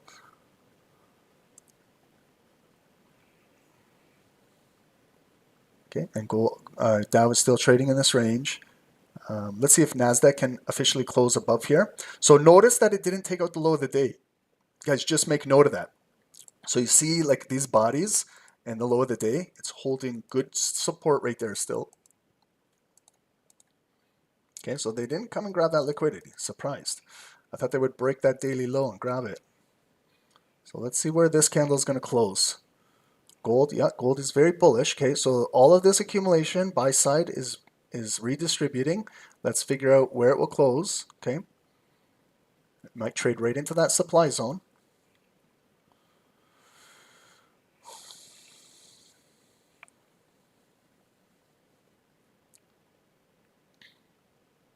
Okay, so remember the zones now. All of this choppy garbage bullshit in here, like that's where you can see there's kind of a zone there. Okay, so where it was 1, 2, 3, 4, 5 wicks, and then there was the body, and they dropped it. Again, that big impulse that now we're actually got volume maybe possibly going to close above. So, you know, so what I was saying earlier, do I want to buy the high into a supply? Maybe I want to wait for it to pull back. Maybe I want to engage a buy back in here. Okay, if it does, in fact, close above, there's less than 2 minutes to go. Okay, Dow is just, guys, it's nothing right now. It's a dud. Same with NASDAQ. Okay, I'm still not in a trade. The only thing that looks maybe good is gold if it can close above here.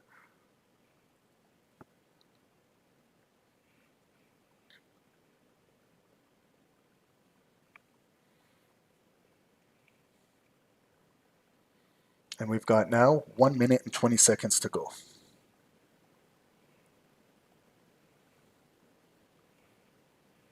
All right, is everyone okay? Everyone good? Don't get caught up in this. Don't get too emotional. Just breathe, okay? Just breathe. Meditation, that's part of our Trader's Mindset webinar. Meditate, guys. Breathe. Take deep breath. Nothing to be concerned about here. Just all I see is some shitty price action continuing, okay? So, but there's large range, okay? So buyers and sellers in that candle could have got liquidated.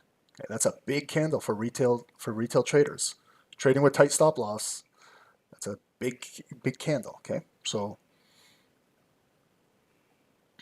here's our close, last 30 seconds. Always pay attention to the last 30 seconds of a candle. Always, even on these tough spin top candles, still see who has closing volume. Well, that volume, in fact, engulf that previous bearish bar. You know, I know it's a little bit, but it's still very technical to look at. Okay, and gold, where's gold going to close? Is it going to close above there?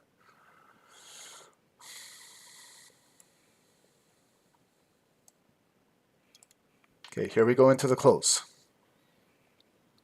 Gold closed. Okay, so if it comes back down, it could retest this green zone, and it could be momentarily acting as support if it comes back down in here. Get ready. So it's coming down into it. Will it get a wick at the top of the green box, right in the middle there, or near the low down in here? Okay, so it came right into our green zone. That doesn't mean, okay, so we got a wick now, okay? So will we push out of here with this? Okay, see how it came up? The sellers are still pushing it down. Okay, coming back up. We're still transacting in that green zone there.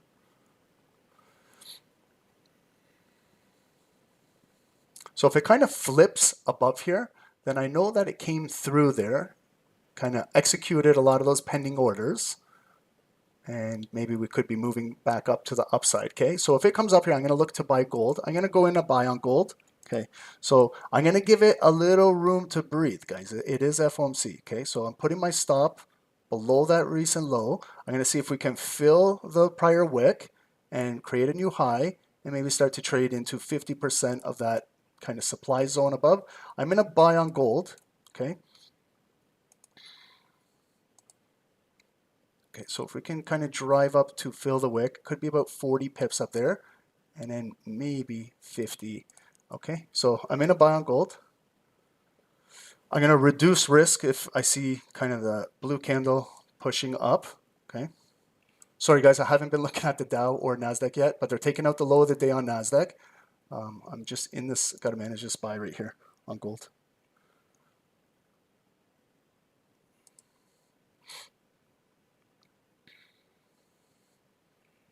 Holy, okay. They're sinking the market on NASDAQ and Dow right now. Okay. Let's see if on gold, if we can take out that high and create a new high up there. Okay. There we go. Okay, so it's up 30 plus pips right now. Okay, so I'm going to go to a break even now. It is FOMC. Break even, up 30 plus pips. Okay, so there we go up to the high. Tweezer top highs. Okay, so can we get one more injection as it comes down to break this and just drive a little further? Those are, okay, so come on, there we go. So we did create a new high, okay, perfect. There we go. 50 pips right there, 50, okay. So there we go, 55. If we can trade up to there, it could be a 70 pip move.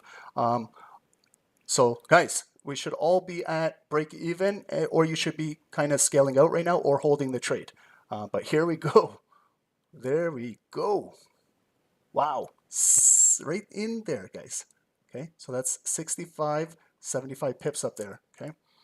If you want to continue to do what you got to do, I'm going to close out 80% here so I can look at the other charts. I'm going to close out 80% here, up 70 pips, taking out 80%, and I'm leaving 20% running.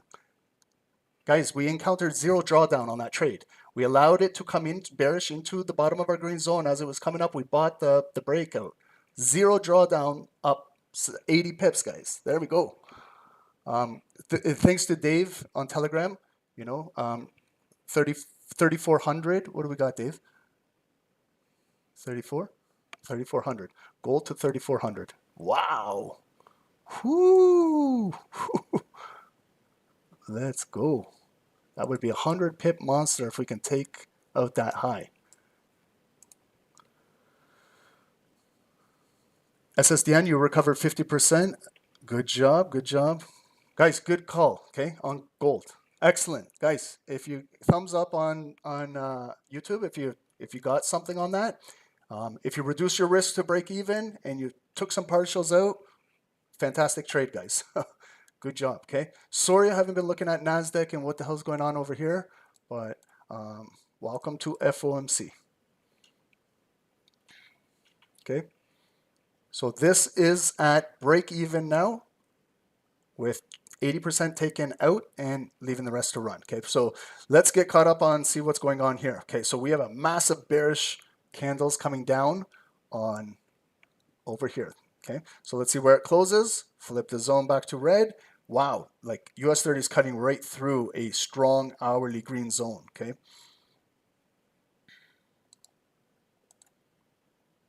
And here's the close in 15 seconds. Hit the likes on YouTube, guys, if you took that gold trade with us.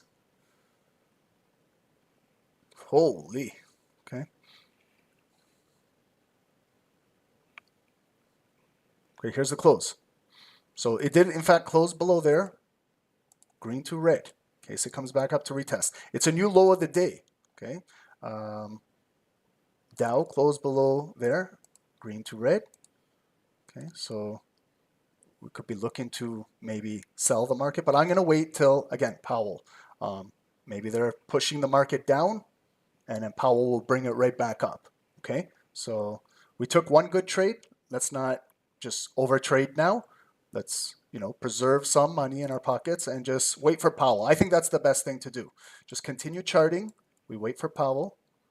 We don't want to get too greedy here.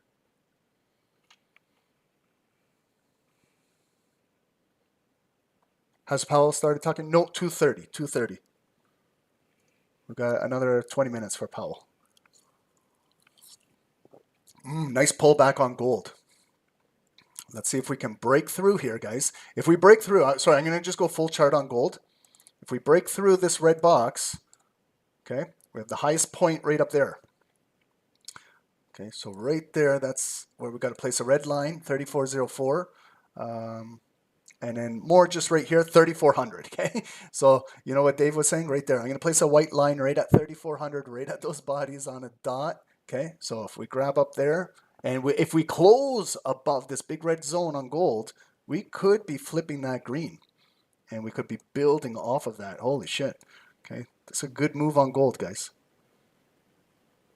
Okay, but we got kind of those equal highs up there. Oh man, like all three of those wicks are disgusting right there. 3398, 3398 right there. A wick, and a wick. So let's see if we can continue to gather that bullish volume, get that injection and take out. There's a lot of stop losses up here. I would love to come and hunt for those stop losses. Okay, so you see the retest. It came back in, red box, continued to push back down. There's the low of the day on Dow, right there, 40,722. NASDAQ's low already got taken out.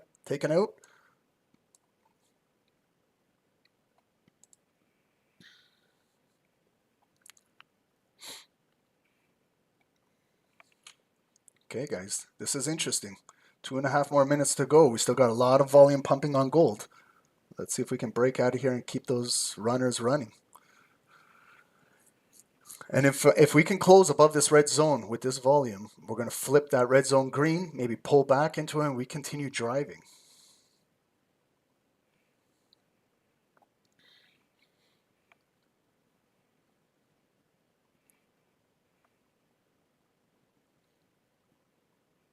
I'm invested in this gold trade. I still got 20% going. Okay, so I really want to see a new high and maybe a break. But again, if we close with this volume, we'll figure out where 50% of it is, and we'll see if we continue to pull back, respect it, and continue driving. Right now we got nice higher high, higher low, higher high, higher low, but we have not in fact created a new higher high yet. So that's what could kill our momentum. Oh man, there's like a wall right up here at 3398. Shit, there's a big wall up there. They're protecting that 3400 psychological block. You can clearly see it there now, okay? So massive rejection back down. Okay, so like so that's why, like sometimes I utilize this and this to highlight how important that zone is, okay? So fortunately we got rejected hard up there. So we got to rely on the depth of market now to come back and pick up and see where we close. It's a spin top candle. So we had a very bullish, sellers brought it right back down, buyers are bringing it right back up. It's going to close in 1 minute. How are we going to close? Okay, so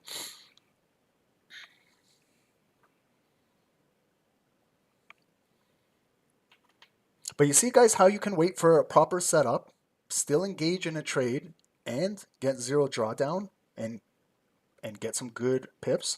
Okay, so why did I take that trade?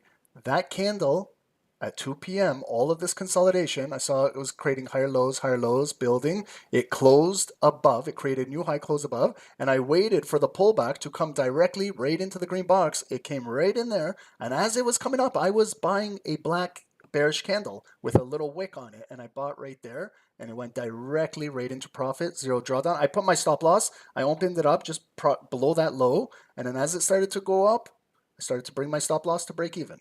Okay, so that's just a quick little recap of the trade. Here we go, closing. Okay, we got some good green volume. See the bottom of the red box is representing 50% of that bullish candle, so I don't need to draw. Normally I would take my red cutter line and put it right there, but I don't need to, okay, because I got my red line there. That box is there for a reason. Okay, right there. So now we're trading again in the supply zone. There's more sellers in here until we can, in fact, close above here. So it's still building. We got buyers in there. I think we might potentially break through here. Let's see if we can. Okay. But you see how critical it is to create new highs, even if they're impulse highs. You know, you got to create higher highs and higher lows in order to keep pushing a trend.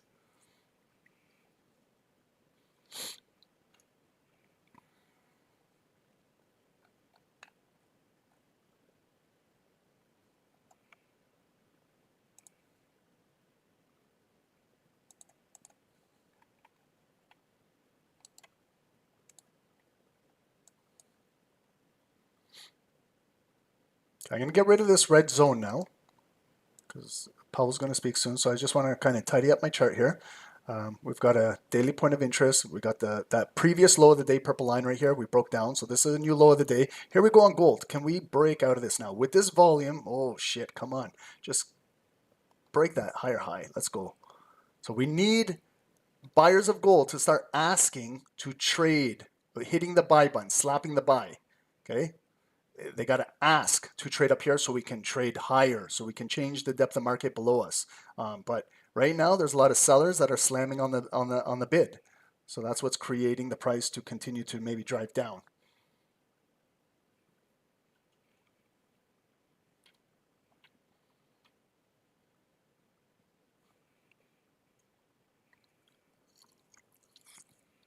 And we have about 12, 13 more minutes till Powell. So that's going to be a whole nother event. Okay. So this was a little bit happening right before Powell gets here. Okay. So let's continue to monitor. So again, we failed to break. That's a lower high. So it's coming back down. Okay. If we can still close with some volume inside here, maybe we can build, but we'll see what happens.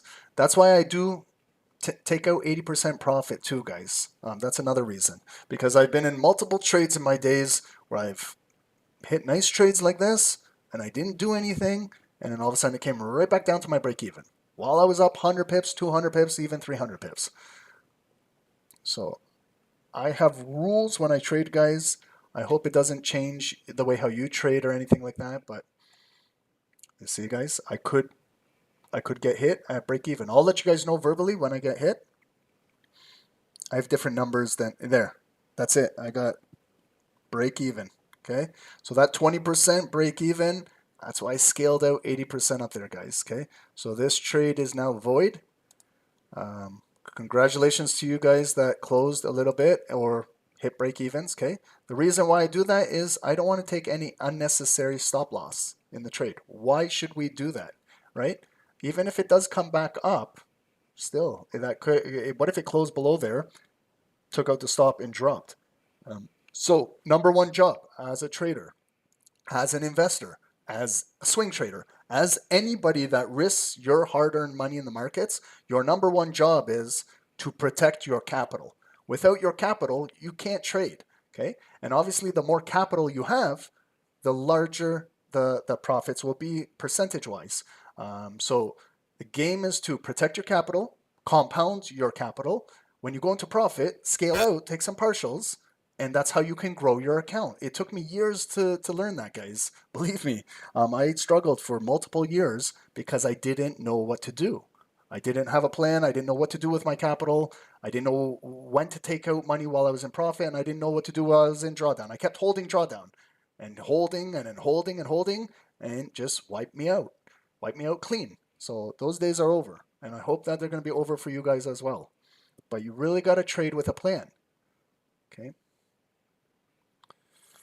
It's difficult. It's not easy, guys. Okay? So you see how gold broke out? It came retracing right back down. And what are we? 10 minutes prior to Powell speaking. So, and what did we have recap on US 30 and NASDAQ? There was the big drop. And it's kind of consolidating right now. Are we going to come back up with Powell, or is it just going to pull back and continue to drop down? Okay, so I'm not going to engage in another trade now. Okay, that was the first one. Got some profit out of there. Reduce my risk. I'm happy with that. Now I'm going to wait 10 more minutes till Powell. Okay, there's no reason to just start taking a trade right now. If you do, you're risking giving away this profit right now, and you're risking trading right into high volatility with Powell. So I don't want to engage in that. I'm going to wait 5 minutes after Powell comes out, after he starts talking, seeing where the market is, and maybe look for another trade. If not, one trade is good enough. Okay, did I break that down for you guys properly? Did everybody understand? I know everyone's at different levels here. Some of you guys just started with us yesterday, some of you guys today, and some of you guys have been here for multiple years. But did I walk you through that properly? Like, did you guys understand what I was doing there? Was there anything you guys were confused about? And you notice how when I was in that trade, I didn't even look at NASDAQ or US 30. That's where another thing where you got to be focused on the security you're trading, right? Because with this high volatility, one little mistake can be costly, okay? So as I was in that, I know that the big drop was happening here. And you guys were asking me, Ron, like, what do we do? I told you guys, I got to focus on this. Okay. So that's where when I'm trading, I trade one chart. I follow the volume. I don't necessarily do this type of trading, all three charts.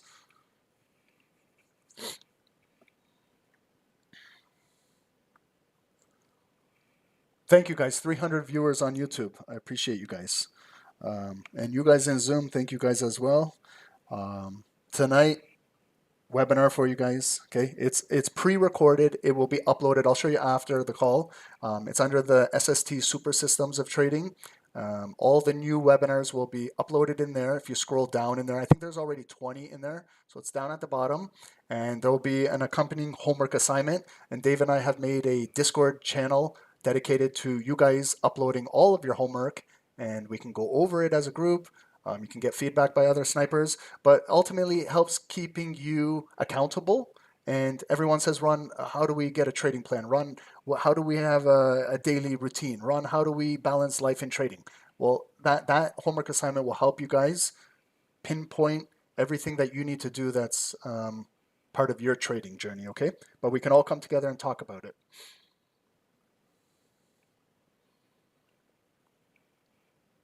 Okay, so Mr. Powell. Now what we do at SST, this is a tradition.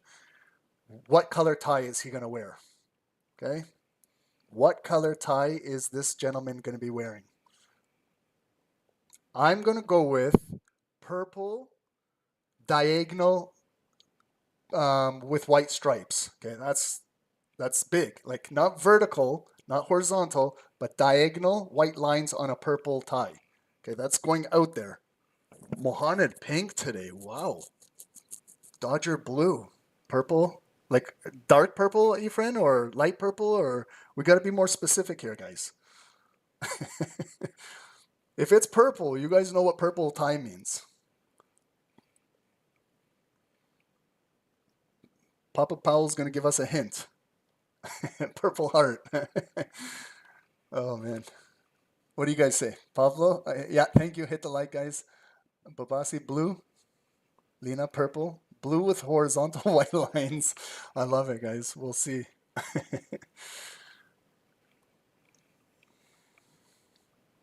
Okay, so just to share a little bit of the drama going on with Mr. Powell and Mr. Trump right now, they're bumping heads, okay? Trump kind of he's bullying him to lower interest rates. Powell is saying it's not the right time to lower interest rates right now. You've put tariffs on, so how can we lower interest rates right now? So they're going at it. Trump is already looking to replace Papa Powell when his term is done. So as much as Trump thinks he can get rid of him, he can't. Okay, there's 12 other individuals involved that will not allow that. Okay, so what we know that they paused the interest rates. That's not a surprise. Okay, you know, you can see all week analysts 95% they were correct on that. So a pause.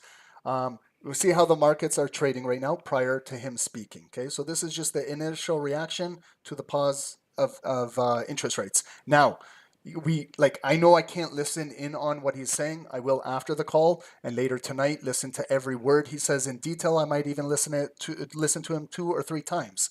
Okay, because what he says can power the markets moving forward in either a bullish direction, a bearish direction, or sideways direction. So we really want to listen to what he's saying. Unfortunately, on this call, I can't put him on in the background because I don't know what happens with my computer. It freezes everything.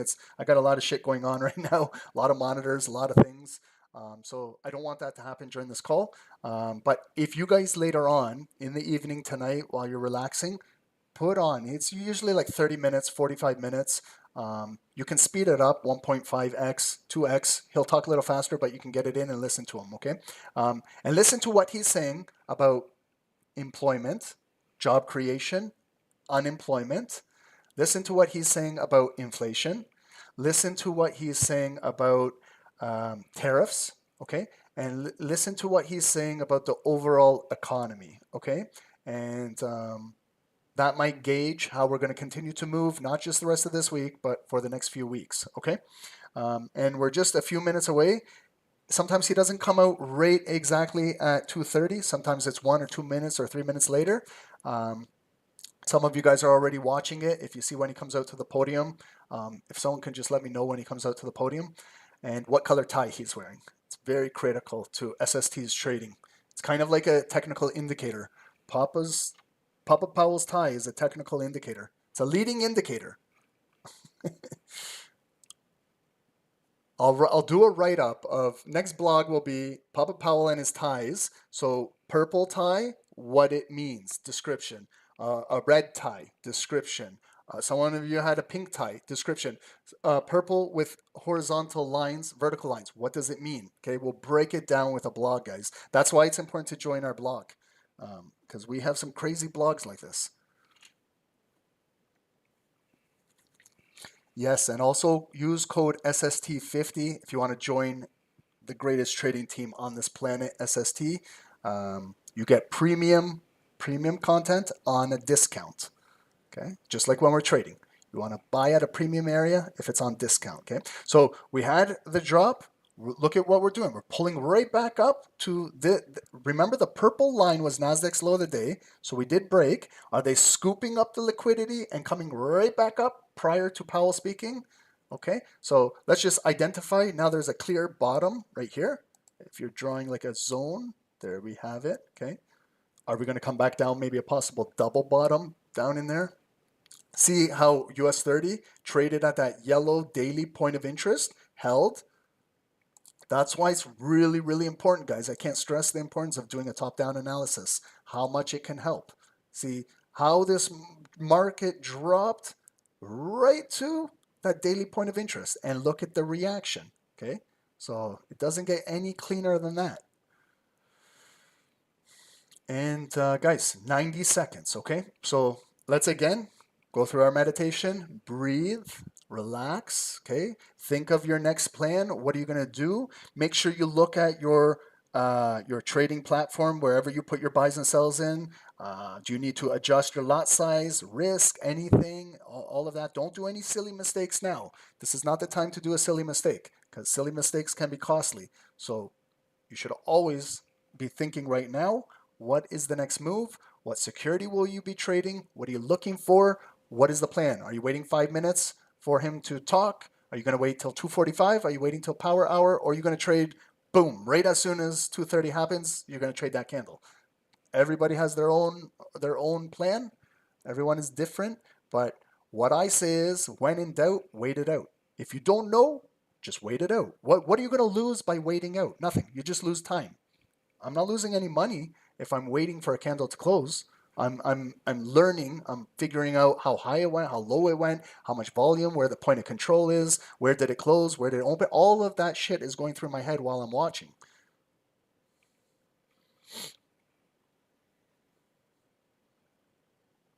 Chuck, how does Powell's tie serve as an indicator? That's a secret I'm not willing to share. That took me 20 years to learn. I'm just playing, guys. It's we just have fun with the color tie. It's not a leading indicator. I'm joking. But here we go. Okay, so we close right below here. Okay, gold close below the green zone. I'm very technical, guys. Some guys say, Ron, you're too technical. I say you can never be too technical. It closed below. It retested. Could be dropping. This is still a red box on gold now. Okay, so let's see now. So we're trading right back at that point of interest on Dow. We're right back up almost to the purple line. Again, that was the low of the day we broke. So now it's acting as resistance right now. Kind of got it in this red box. You can lower the red box now. Meet it with those bodies. A little bit above, a little bit below. See how you can do that? So you can learn how to do charting live with candlesticks. Okay. Powell came out. Color tie. Anyone? Dark purple. Is there vertical lines on it? Someone who's joining this probably thinks, what the hell are these guys doing? Dark purple. Shit. Okay. Dark purple. It's not what I was anticipating from Powell. Okay. Dark purple means he's serious. Okay. He's not screwing around. Okay. He's our uncle, but he's not screwing around today. Okay, I think he's going to be stern with Trump. He's been bullied too much that he's not taking shit no more. Okay? So let's see if Papa Powell comes through.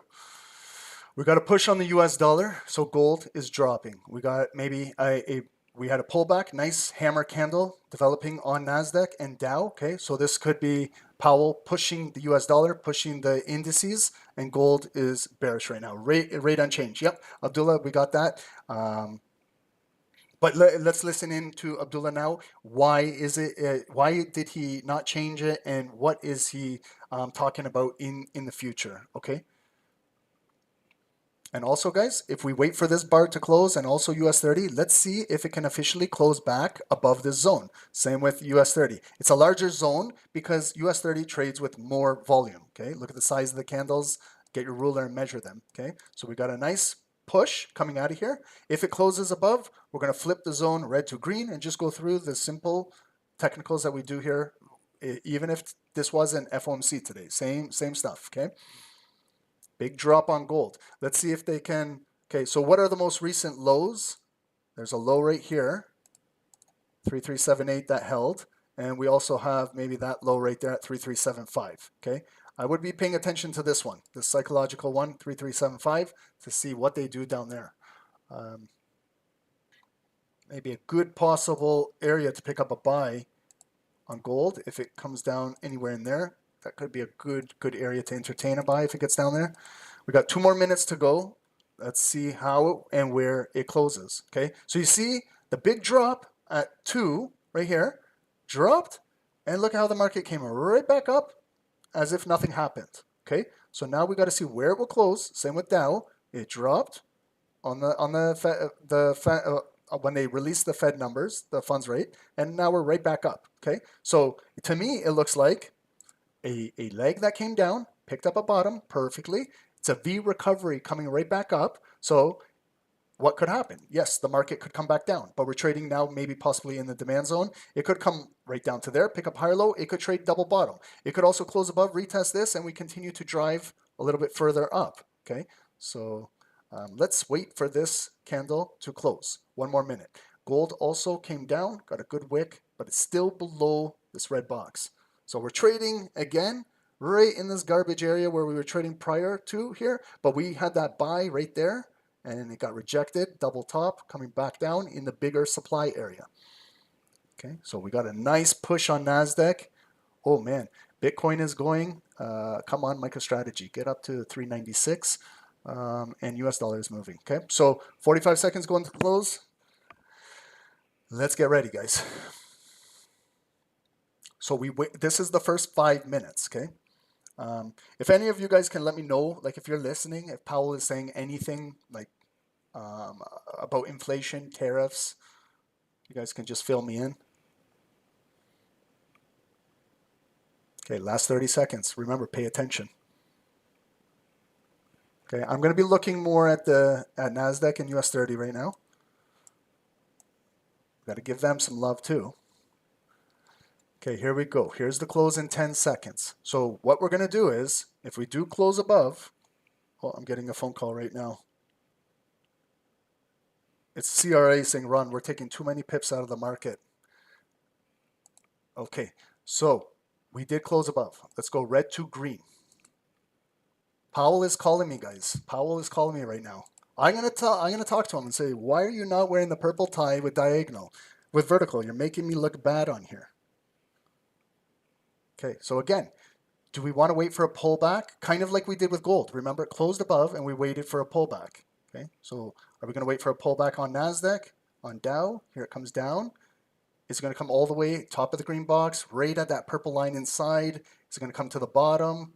Is it even going to come down into the green zone? Okay, so we are getting back down in there. Again, how far down is it going to go in there?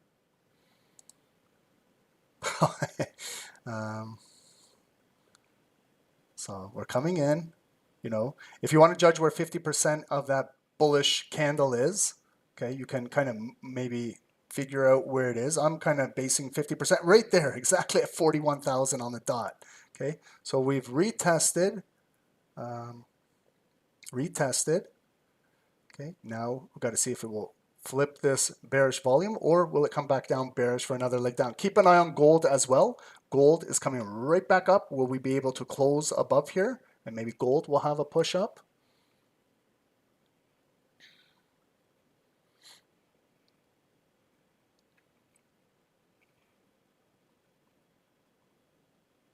Oh, Fed Chair, thanks, Rowan. Inflation has come down a great deal. Okay, so that's what Powell has just said.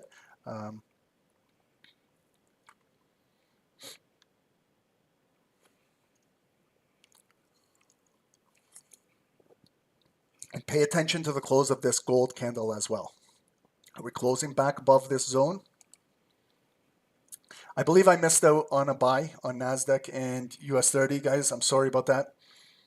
Should have been buying in there. Usually I'm all over that candle right there. It retested and broke. Maybe some of you guys got it. I apologize. That's the setup I look for. Just that body alone when it broke is 50, 60 pips right now. Had I bought that, I would be at a break even right now, and I would be looking to scale out there. Sorry, guys. Normally, I'm all over that. I apologize. I was too concerned with what Powell was saying. But nonetheless, do you see how we closed above and it retested, and you can get a proper setup with minimal to zero drawdown, and you got another good successful trade. And it's trading right into a zone. And then that's where normally I take my stop loss, break even. I also reduce out a little bit if I like. Or if you're going to hold in the next 2 minutes, let's see if it can cut through here and maybe close above and continue to push. But really good, really good. See from one zone to the next zone. So it filled that imbalance. Sometimes when you measure the zones, right there, 100 pips, 110.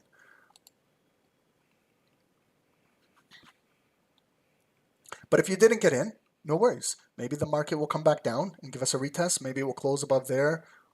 We'll continue to analyze this, guys. Okay, let's see the close now of gold as well. So it's getting back up here.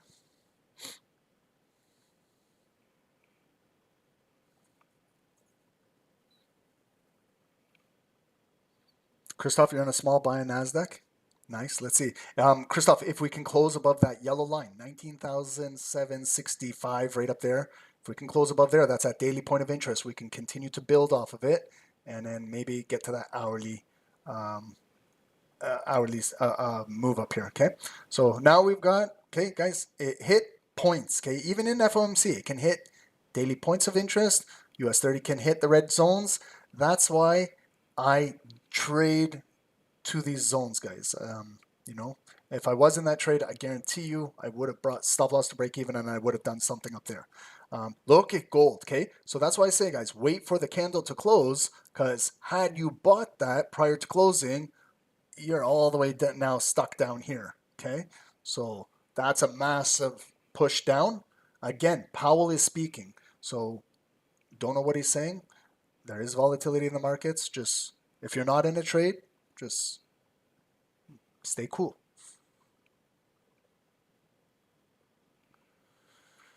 Okay, so here's the close of all of these candles. So we're still below this, bearish, still on gold. Okay, we're semi-bullish on NASDAQ and US 30. We closed with good volume. Okay, it could come back down to retest. Hopefully it doesn't. Hopefully maybe it just gets a small, tiny pullback into 50% of this body, and we continue to drive through this daily point of interest right here. And let's see if US 30 can break through here. If there's a pullback, you know, even here, there's a body, there's a body, there's a body, a body. You got your 200 and your 9 EMA starting maybe a potential bullish crossover on the 5 minutes on US 30. Gold coming right back up. Okay, so gold is funny, but you know, just wait for candles to close. Okay, will it close this time with volume above? Because if you do take the impulse, they could just push you right back down, you know, and play that game with you.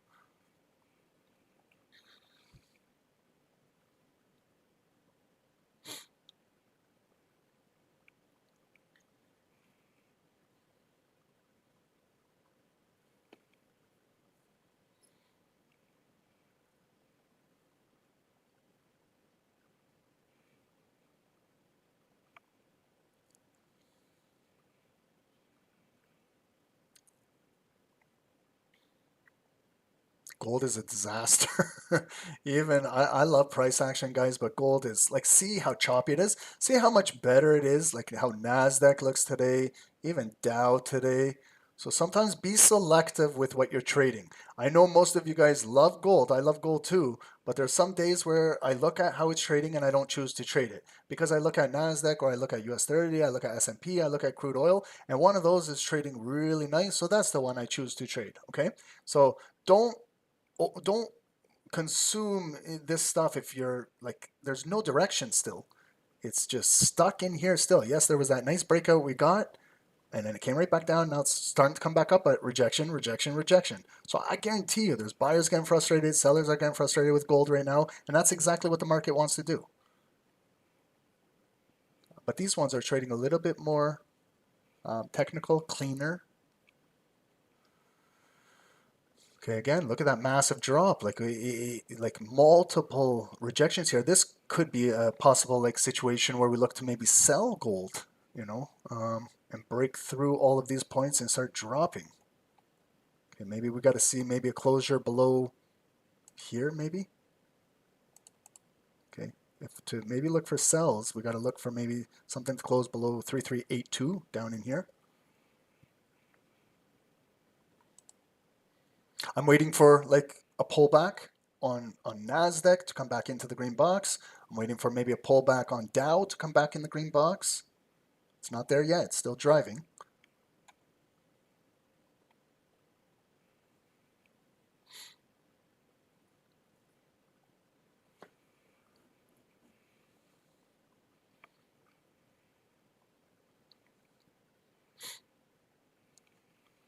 Guys, I'm going to stay with us for 20 more minutes till 3:05, and then I got to get out of here. I got to go grab my kids from school. So just want to say I had a lot of fun on today's call. Hope you guys learned something new. If you're going to trade power hour, the last hour of the day of Wall Street, just please be careful, okay? If you're going to hold any positions overnight, there's overnight conflict, global conflict around the world. And if you're holding security like gold or crude oil, like those commodities, if war intensifies in India and Pakistan, in the Middle East, in Russia and Ukraine, and all over parts of the world that maybe don't get the media attention, just be careful, okay? That's always with any overnight positions. Make sure you guys know what the plan is with those. Okay, so again, big rejection on gold. Are they going to close it below here? I might even entertain maybe like selling gold. Okay, lots of rejection wicks up here. They grabbed that liquidity where we had the buys, but now could be pushing down. Last 30 seconds to go here. Let's watch this.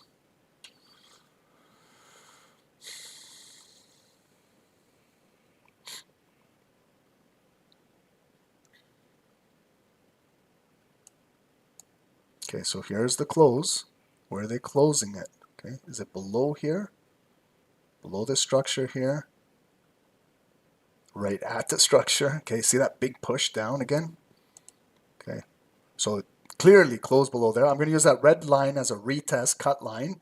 Like if it comes back, scales back up 50% right into there, that could be where it gets rejected and comes down to break the trend line and come down. So here's the retest coming right back up to about approximately 50% there.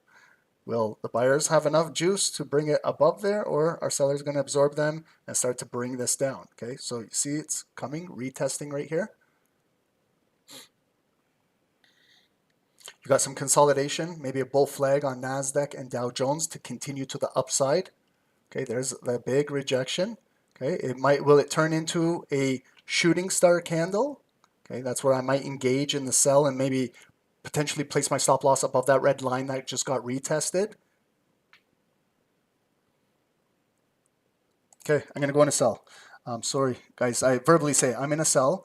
I'm going to place my stop tight, okay, just right above that red line. And I'm looking for it to come, take out that low, drive down into the green box.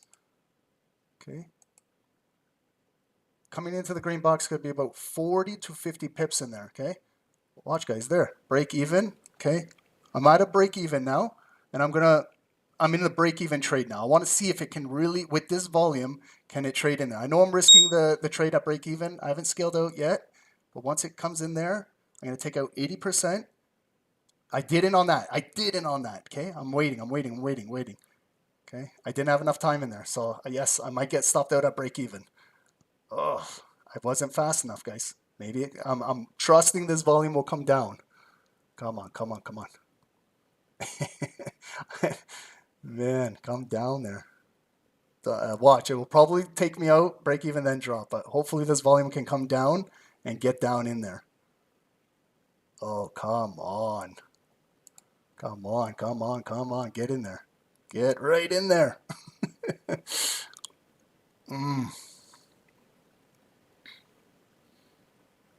Let's go. Come on. Hit that bid. Come on, hit that bid right in there. Big players, hit the bids. Let's go. Oh my goodness.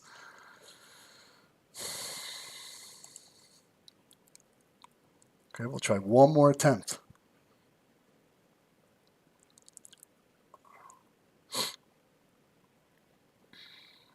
I'm still in it, guys. I'm holding at break even.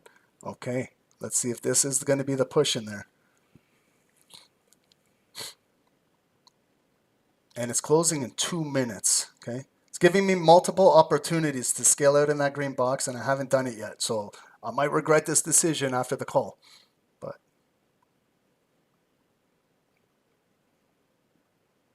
I'll verbally let you know when they take me out there. I just got taken out at break even. Shit. Okay. So you see how quickly that can happen right in that top of the 30, 40 pips. I did. I was looking to break that, but still see how I controlled my risk. Break even. I didn't win. I didn't lose.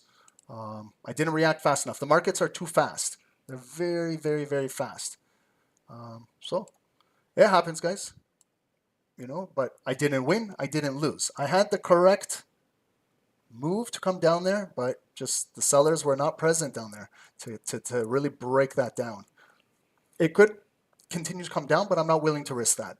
I'm not willing for it to come back up, going to draw down, then have it come back down. That's the importance of break-even trading, guys, especially for scalpers. Okay, I know it's maybe not the style that a swing trader does, because you're looking to hold that position for hours and days. I'm not. I'm trying for 1 candle, 2 candles, and that's it. Okay, so it didn't work out. Break even is still good in my books. Okay, so what's going on with NASDAQ? We came up, points of interest daily, and they're dropping it back down. US 30 came up to the red box, and they're dropping it right back down. So I have no idea what Powell is saying, guys. I wish I could have him on in the background to listen to what Powell was saying.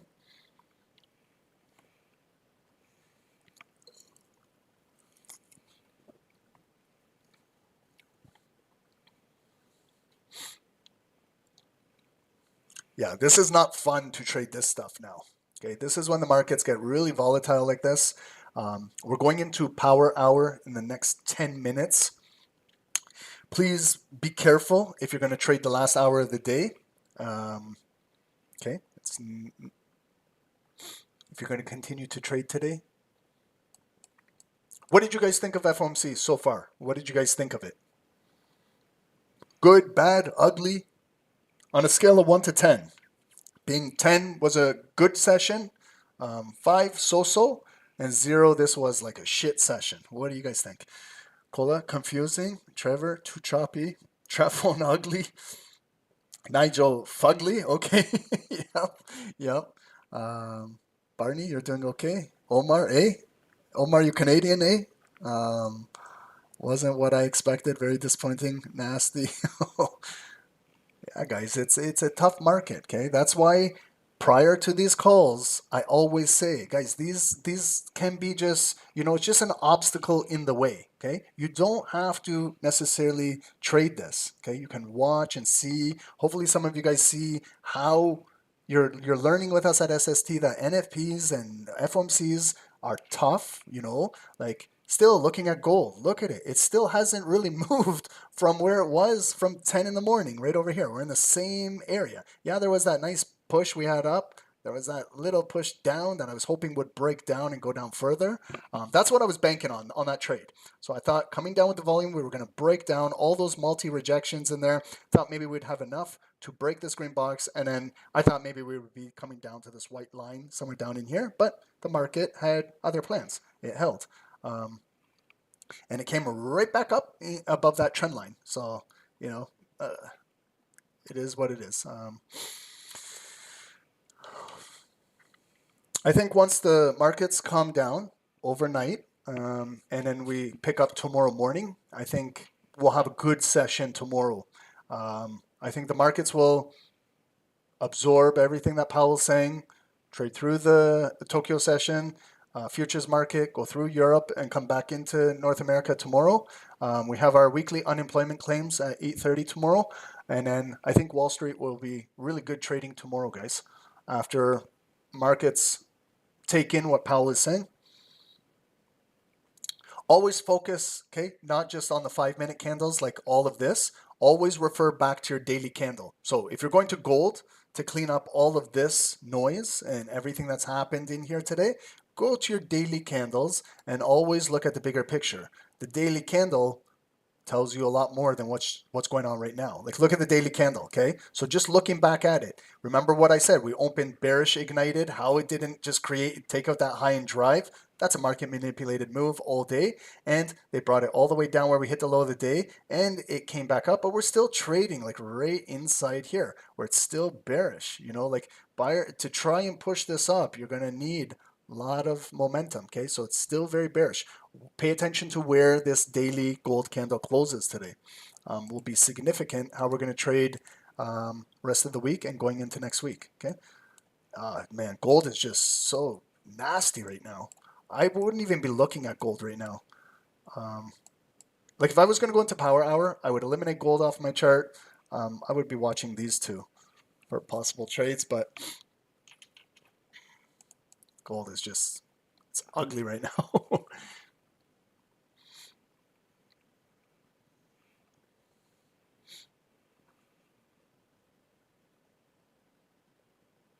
Apache, thank you. Powell says lots of uncertainty, but economy is doing fine. Okay. I don't necessarily agree with him on that. I don't think the economy is doing fine. I know a lot of individuals in the United States that are laid off right now. Okay. We've got multiple traders in our group who are from the US and they are laid off right now. So they're looking to trade to replace some income while they're laid off. Okay, so maybe to Powell, economy is great, but to the normal working blue collar individual, there's a lot of job losses right now. The prices of things in your grocery store, at your department stores, have not gone down. They're going up. You know, a lot of people have a lot of debt right now, and they're taking on more debt to kind of get through these difficult times. Okay, so to me, the economy is it's struggling right now. There's a lot of layoffs. Has he talked about that? Probably not. Kind of doesn't want to talk about the real situations. I don't know why he's scared. Like he doesn't. He always kind of, when he's asked that question, he always kind of swerves around it. You know, finds some good words to avoid talking about it. But normally Powell's good, but he's kind of not really getting into it lately. Like, just be honest with the citizens of the country. Like, what's going on? If everything was good, like how he says, he would have decreased the interest rates right there, plain and simple. If the economy is doing great, if there's great jobs, if everyone's working, decrease the interest rates. If inflation is being controlled, right there, you can see how he's full of shit. Because he did not decrease the interest rates. So he knows that the economy is not doing that great.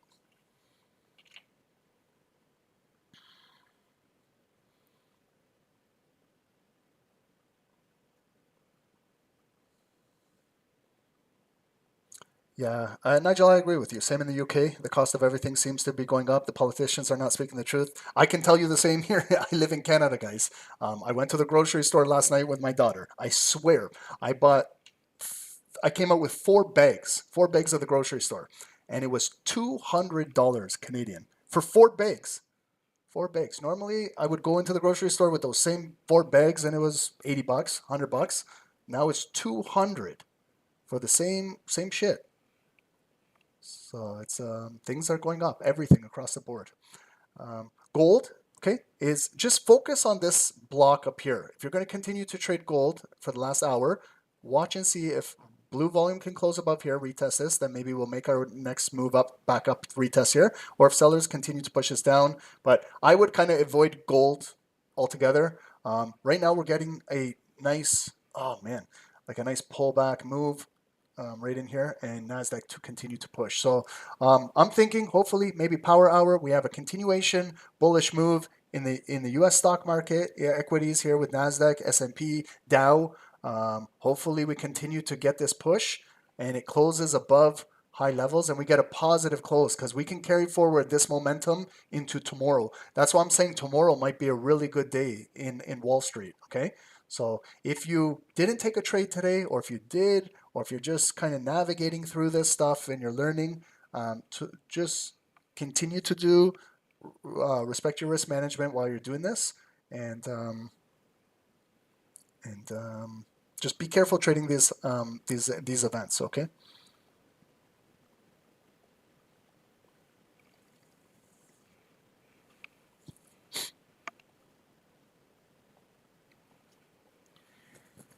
And on Zoom, guys, everyone at the end later tonight, like when around 5 p.m., 6 p.m., I'm going to upload the webinar on the Trader's Mind. It will be uploaded on the website under SST Super Systems. Scroll down to the bottom, and it will also have an accompanying homework assignment. If you maybe did last week's homework and you want to upload it on Discord, you'll see a new channel called Homework Assignments. You're welcome to upload, copy, paste whatever you did in there. And if you want to, if not, then just keep it private. But if you're going to continue to do those homework assignments, it will just help you get better and better and better at trading everything. We'll do technicals, we'll do fundamentals, psychology, mindset, risk management, overall everything about trading. So hopefully you guys continue to, that's not difficult homework, guys. I'm not testing you guys like we're in high school or we're writing an exam, but some just jot down a few things to consider, to think about.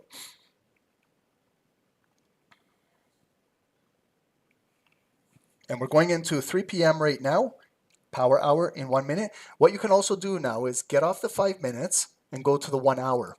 You can always refer to 1 hour, okay? 1 hour is your higher time frame. Let's just take a look at gold on the 1 hour. Look at how, like, it's gold is trading on 1 hour, okay? That's as indecision as you can get. Okay, it opened, it was bullish, we took that buy, it came back down. You know, I took that seller right there, but thankfully I had that break even. I was looking to break this and drop down to there. It didn't happen, so now buyers are bringing it right back up. It's closing basically right where it opened, like there was nothing that happened. Okay, so gold is still in a tough range consolidation. If you look at NASDAQ right now on the hourly, NASDAQ, okay, so big liquidity grab. They took out the low of the day. They swept here. They grabbed all of everything at the 200 EMA, brought it all back up. So we're still barcoding. Blue, black, blue. So we could build off of this. I would locate where 50% of this is. Maybe just adjust these zones right here and see if we can push back up into the supply. It is still trending down on the hourly, believe it or not. Lower low, lower high, lower low, lower high. That's a lower low, and we got a lower high. So they could definitely continue to bring this back down. It could barcode black, blue, black, okay, and just consolidate the rest of the day. If we look at US 30, real quickly, US 30 on the hourly, okay, it's showing a little, it's very similar. Look at, wow. So consolidation, bearish, bullish, bearish, bullish, broke out there. It came back down, okay. Then we dropped liquidity.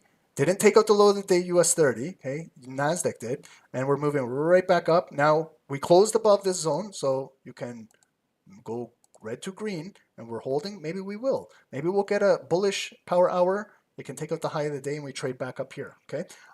So that's what's to consider right now. If you're going to continue trading, you can go back to your 5-minute time frames and watch everything.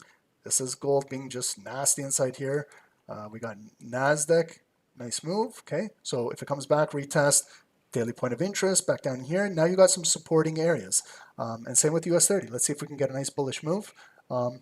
And see how we go into the close of the day. Okay, guys. There's no real big earnings in after hours, but guys, I enjoyed this call.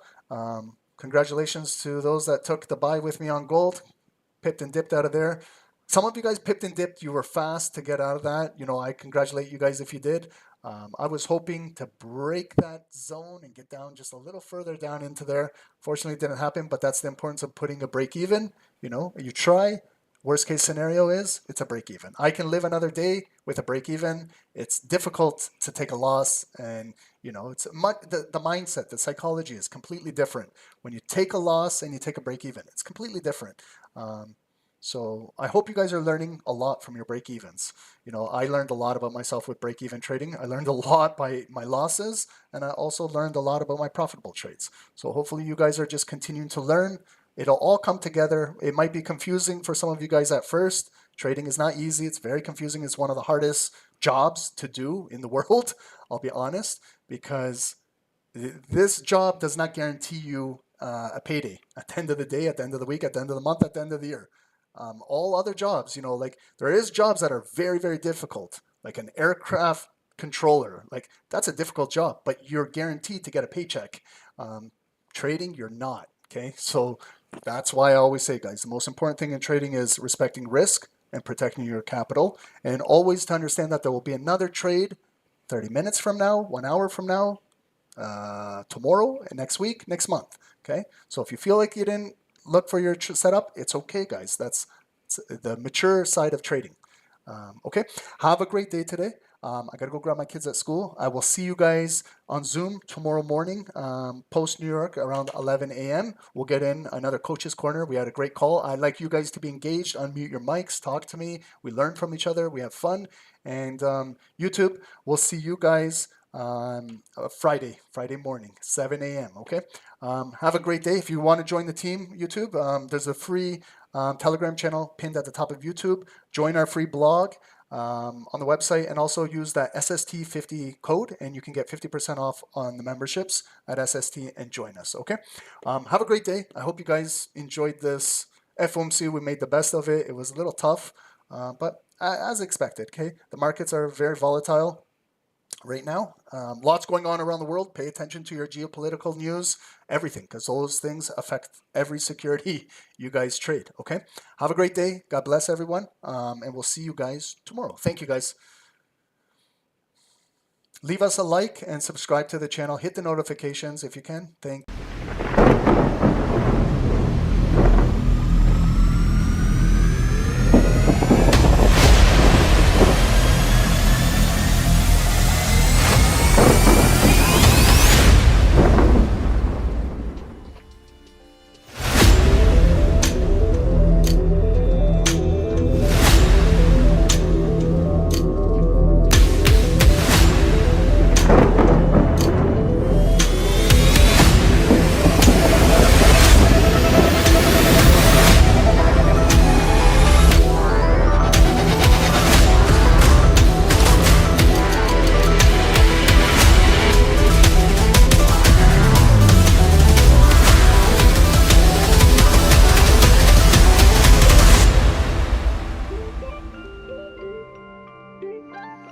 Hey guys, good morning. Welcome to the live session of Stocks Sniper Trading. My name is Dave, guys. My partner is Ron. Let's get down to business here, guys. In on US 30, sell. Okay, I'm jumping in. Guys, that's a 100 pip drop. Yes, we caught it. Hey, guys, 200 pips, please secure.